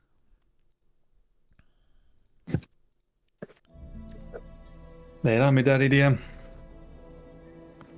Your stark revelations don't come until much later, as two things occur. You're in Hatsu's home, in your room, winding down after a day that you will relive just moments from now, as a letter slides beneath your door. No name, no wax seal. It's from Lissa. She's going to be with Aomi for a while, trying to figure things out. And it goes on to explain how you scared her, how you've always had a line, but so effortlessly you crossed it this time into a point where she didn't recognize you, and she's struggling to find her balance with that. But she hopes you find yourself in time, so that you may be the father that she knows you can be. Maybe the what? You sit down on the bed, reading the letter again and again, as another letter slides beneath your door. This one I think I can show you, though. It's a little easier to, visual descriptions are so much. It just simply says that Marcus is alive. Handwriting different, but a confirmation. Who it came from, hard to tell. As you open the door, it's too late. Nobody's there. But I'll jump to Eldrin. I think you and I should also have a talk, pal. Oh, I'm asleep. Not anymore. Eldrin. You wake up. And you just can't get this crimson moon out of your mind. It's not gone yet. You look out the window, but there's a package there. You take it in. It's a strange package, wrapped oddly, definitely not like something from Saigo no Toshi. Also, you're on the second floor, so that's pretty wild. There's a pendant within it, etched with a rune. Not just any rune. It's a symbol of the unnamed one.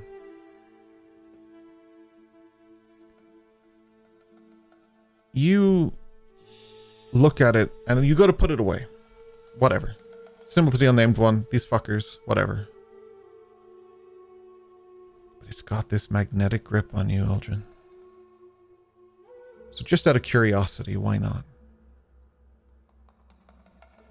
You take the symbol from Tempestus off of your armor for just a moment. What if you are a descendant of the gods, Eldrin? Which god? As you put the symbol upon you, you look into a mirror which reflects your purple, glowing eyes, the veins growing into your face.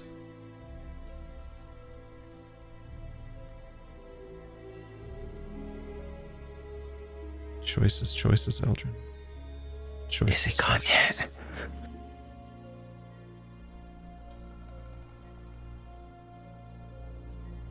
Don't worry, though.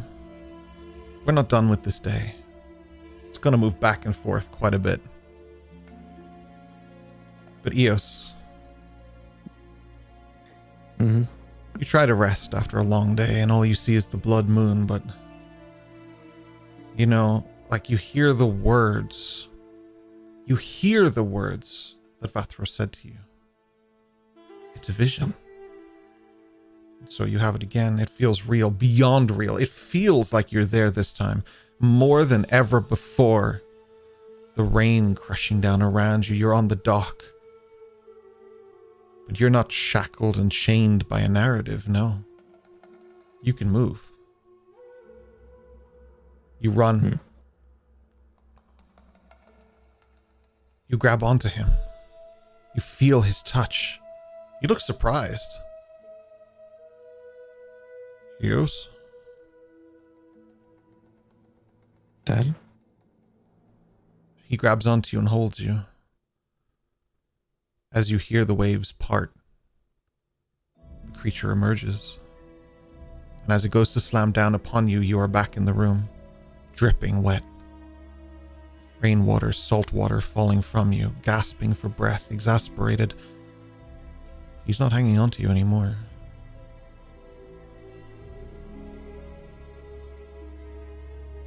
The crimson moon is no longer outside for you. Good. It's in front of you. Great. It takes a different shape as a new vision. You're in the sewers, Eos. Below Saigo no Toshi, watching Eldrin with very limited clothing walk up.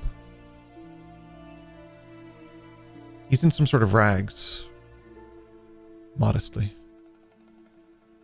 and a single light flickers as Vitor Lash leads Eldrin further and further to where he needs to be.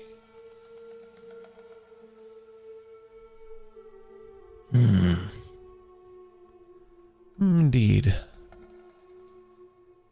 Hatsu. Here. What a day you've had. You help so many people get off the streets. You clear. It's like in a flash. The Archon's wolves are no longer prowling and hunting their prey. They accomplished what they need to accomplish.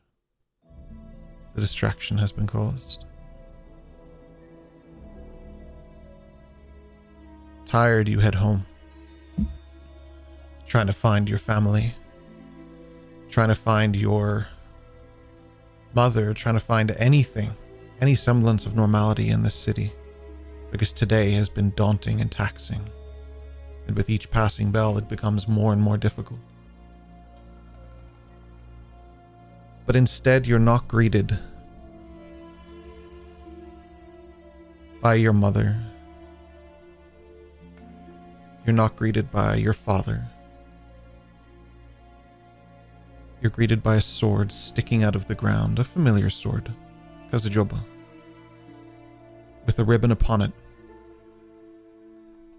The ceremonial robes worn by Hashirama Toshitsugu, torn and attached. The cherry blossoms that aren't blazing and burning through the sky, the crimson and the pink lay around it. The sword itself is there, but no sign of what comes with it.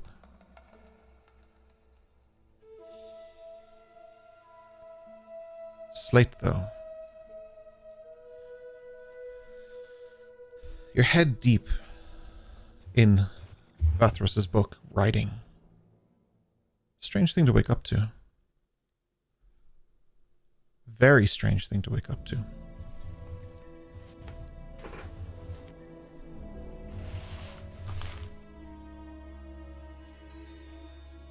Again and again you write a message. You don't understand what on earth this means. You don't speak this language. What the fuck does it mean? So you take out a piece of paper, and it comes back to you. A memory, unspooling out of nothingness. Elias Holt, smiling, holding hands with a man in shackles. A workshop full of gears, with a man named Marcus strapped to a wall. You look down at his bloodied hands, and then you look at yours as you go to swing at him again, Slate. Punch after punch. He just takes it. But that's why you got up and wrote a note and slid it under Dash's door, isn't it? There's some guilt in there, Slate. Marcus is alive. At least you hope he is. A note arrives as Hatsu walks in from Remington. He urges you all to flee this city, as the Archon has taken it. There's a single coin. It has a simple castle etched in on it, planted where you want your bastion. Hurry. Go. Remington will find you when he can, but until then, help this world in his absence. He needs you. The prison bells ring. Catastrophe has struck Saigo no Toshi. The Sakura Gakkai council halls burn in a blaze. Ayami and Lissa are going to stay here to protect this city.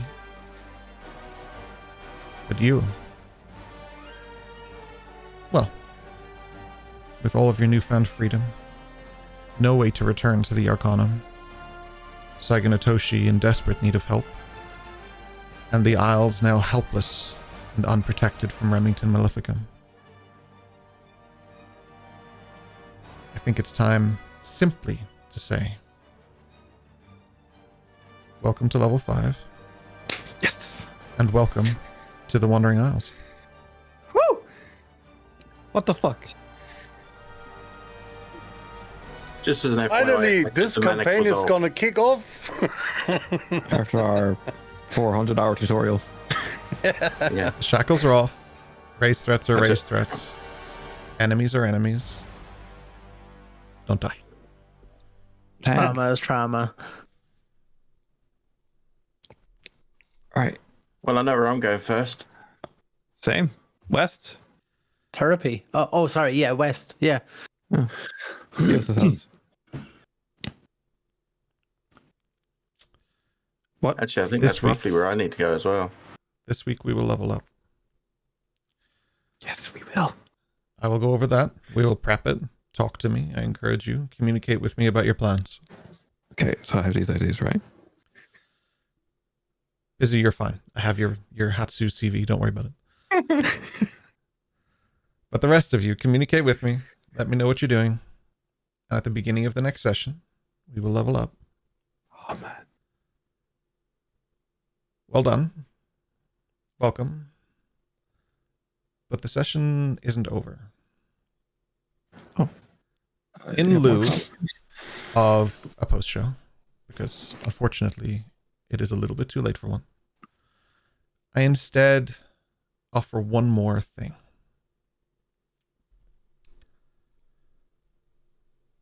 I believe that should have popped up on your screens. Yes, it did. At the bottom, there should be a section called The Return. If you can avoid pressing play on it for a moment, I will tell you when, because I would like the stream to see it at the same time as all of you, so simply have it ready for me. Yes, sir. I'll do one better, actually. Which one? I have here. We just watch it through the stream. You can watch it through the stream if you'd like as well, but it would be a 5-second there. delay. Okay. Yeah. Yeah, you can watch it through the stream if you want. So if you're going to watch it through the stream, open it in the stream. If you're watching it in Foundry, open it in Foundry. And those of you who are watching on stream, you will get to see their live reactions because I will be playing it live for you all. Oh, this is crazy. I don't remember which video it is on the links, but that's fine. I'll figure that out. So those of you who are joining us from YouTube, thank you so much. We hope you enjoy this. This will also be up for you by the time you see this. It'll also be up on our animation section, so you may watch it. For those of you who are joining in the podcast, I apologize that you won't get to necessarily see this, but I will try and leave it here for you to hear, at least, because audio should be sufficient as well. Those of you on Twitch, enjoy this. Thank you so much for joining us. Thank you for bits and cheers and subs and everything. We appreciate you. At the end of this video, we'll be going straight into a raid, which I will sort out now. I'm not entirely sure who it is yet because I need to look while we're watching the video. But thank you so much for being here. We appreciate you. We love you. And we will catch you next week. Hit the follow button. Hit that follow button. For those in the party here, are you guys ready to press play when I call it? Yes, sir. Or if you're watching it in the stream, you're watching the stream. I will be pressing play in 3, 2, 1.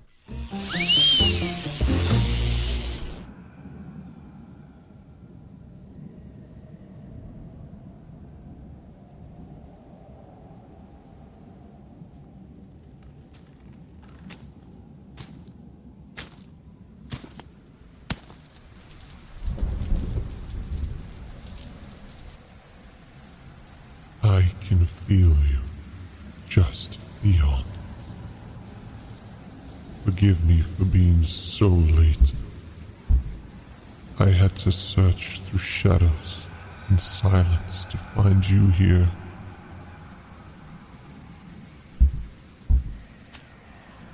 Do you remember? The whispers in the forest. The promise of what you could become. Your journey was never truly over. It simply lost. The soil remembers you. The roots cradle your bones. Even the darkness has its warmth. Feel it now. The pull of life, the breath of the earth, yearning to reclaim you. Crawl to life. Cling to it. Let the shadow fall from your eyes. Release yourself from this hole and return.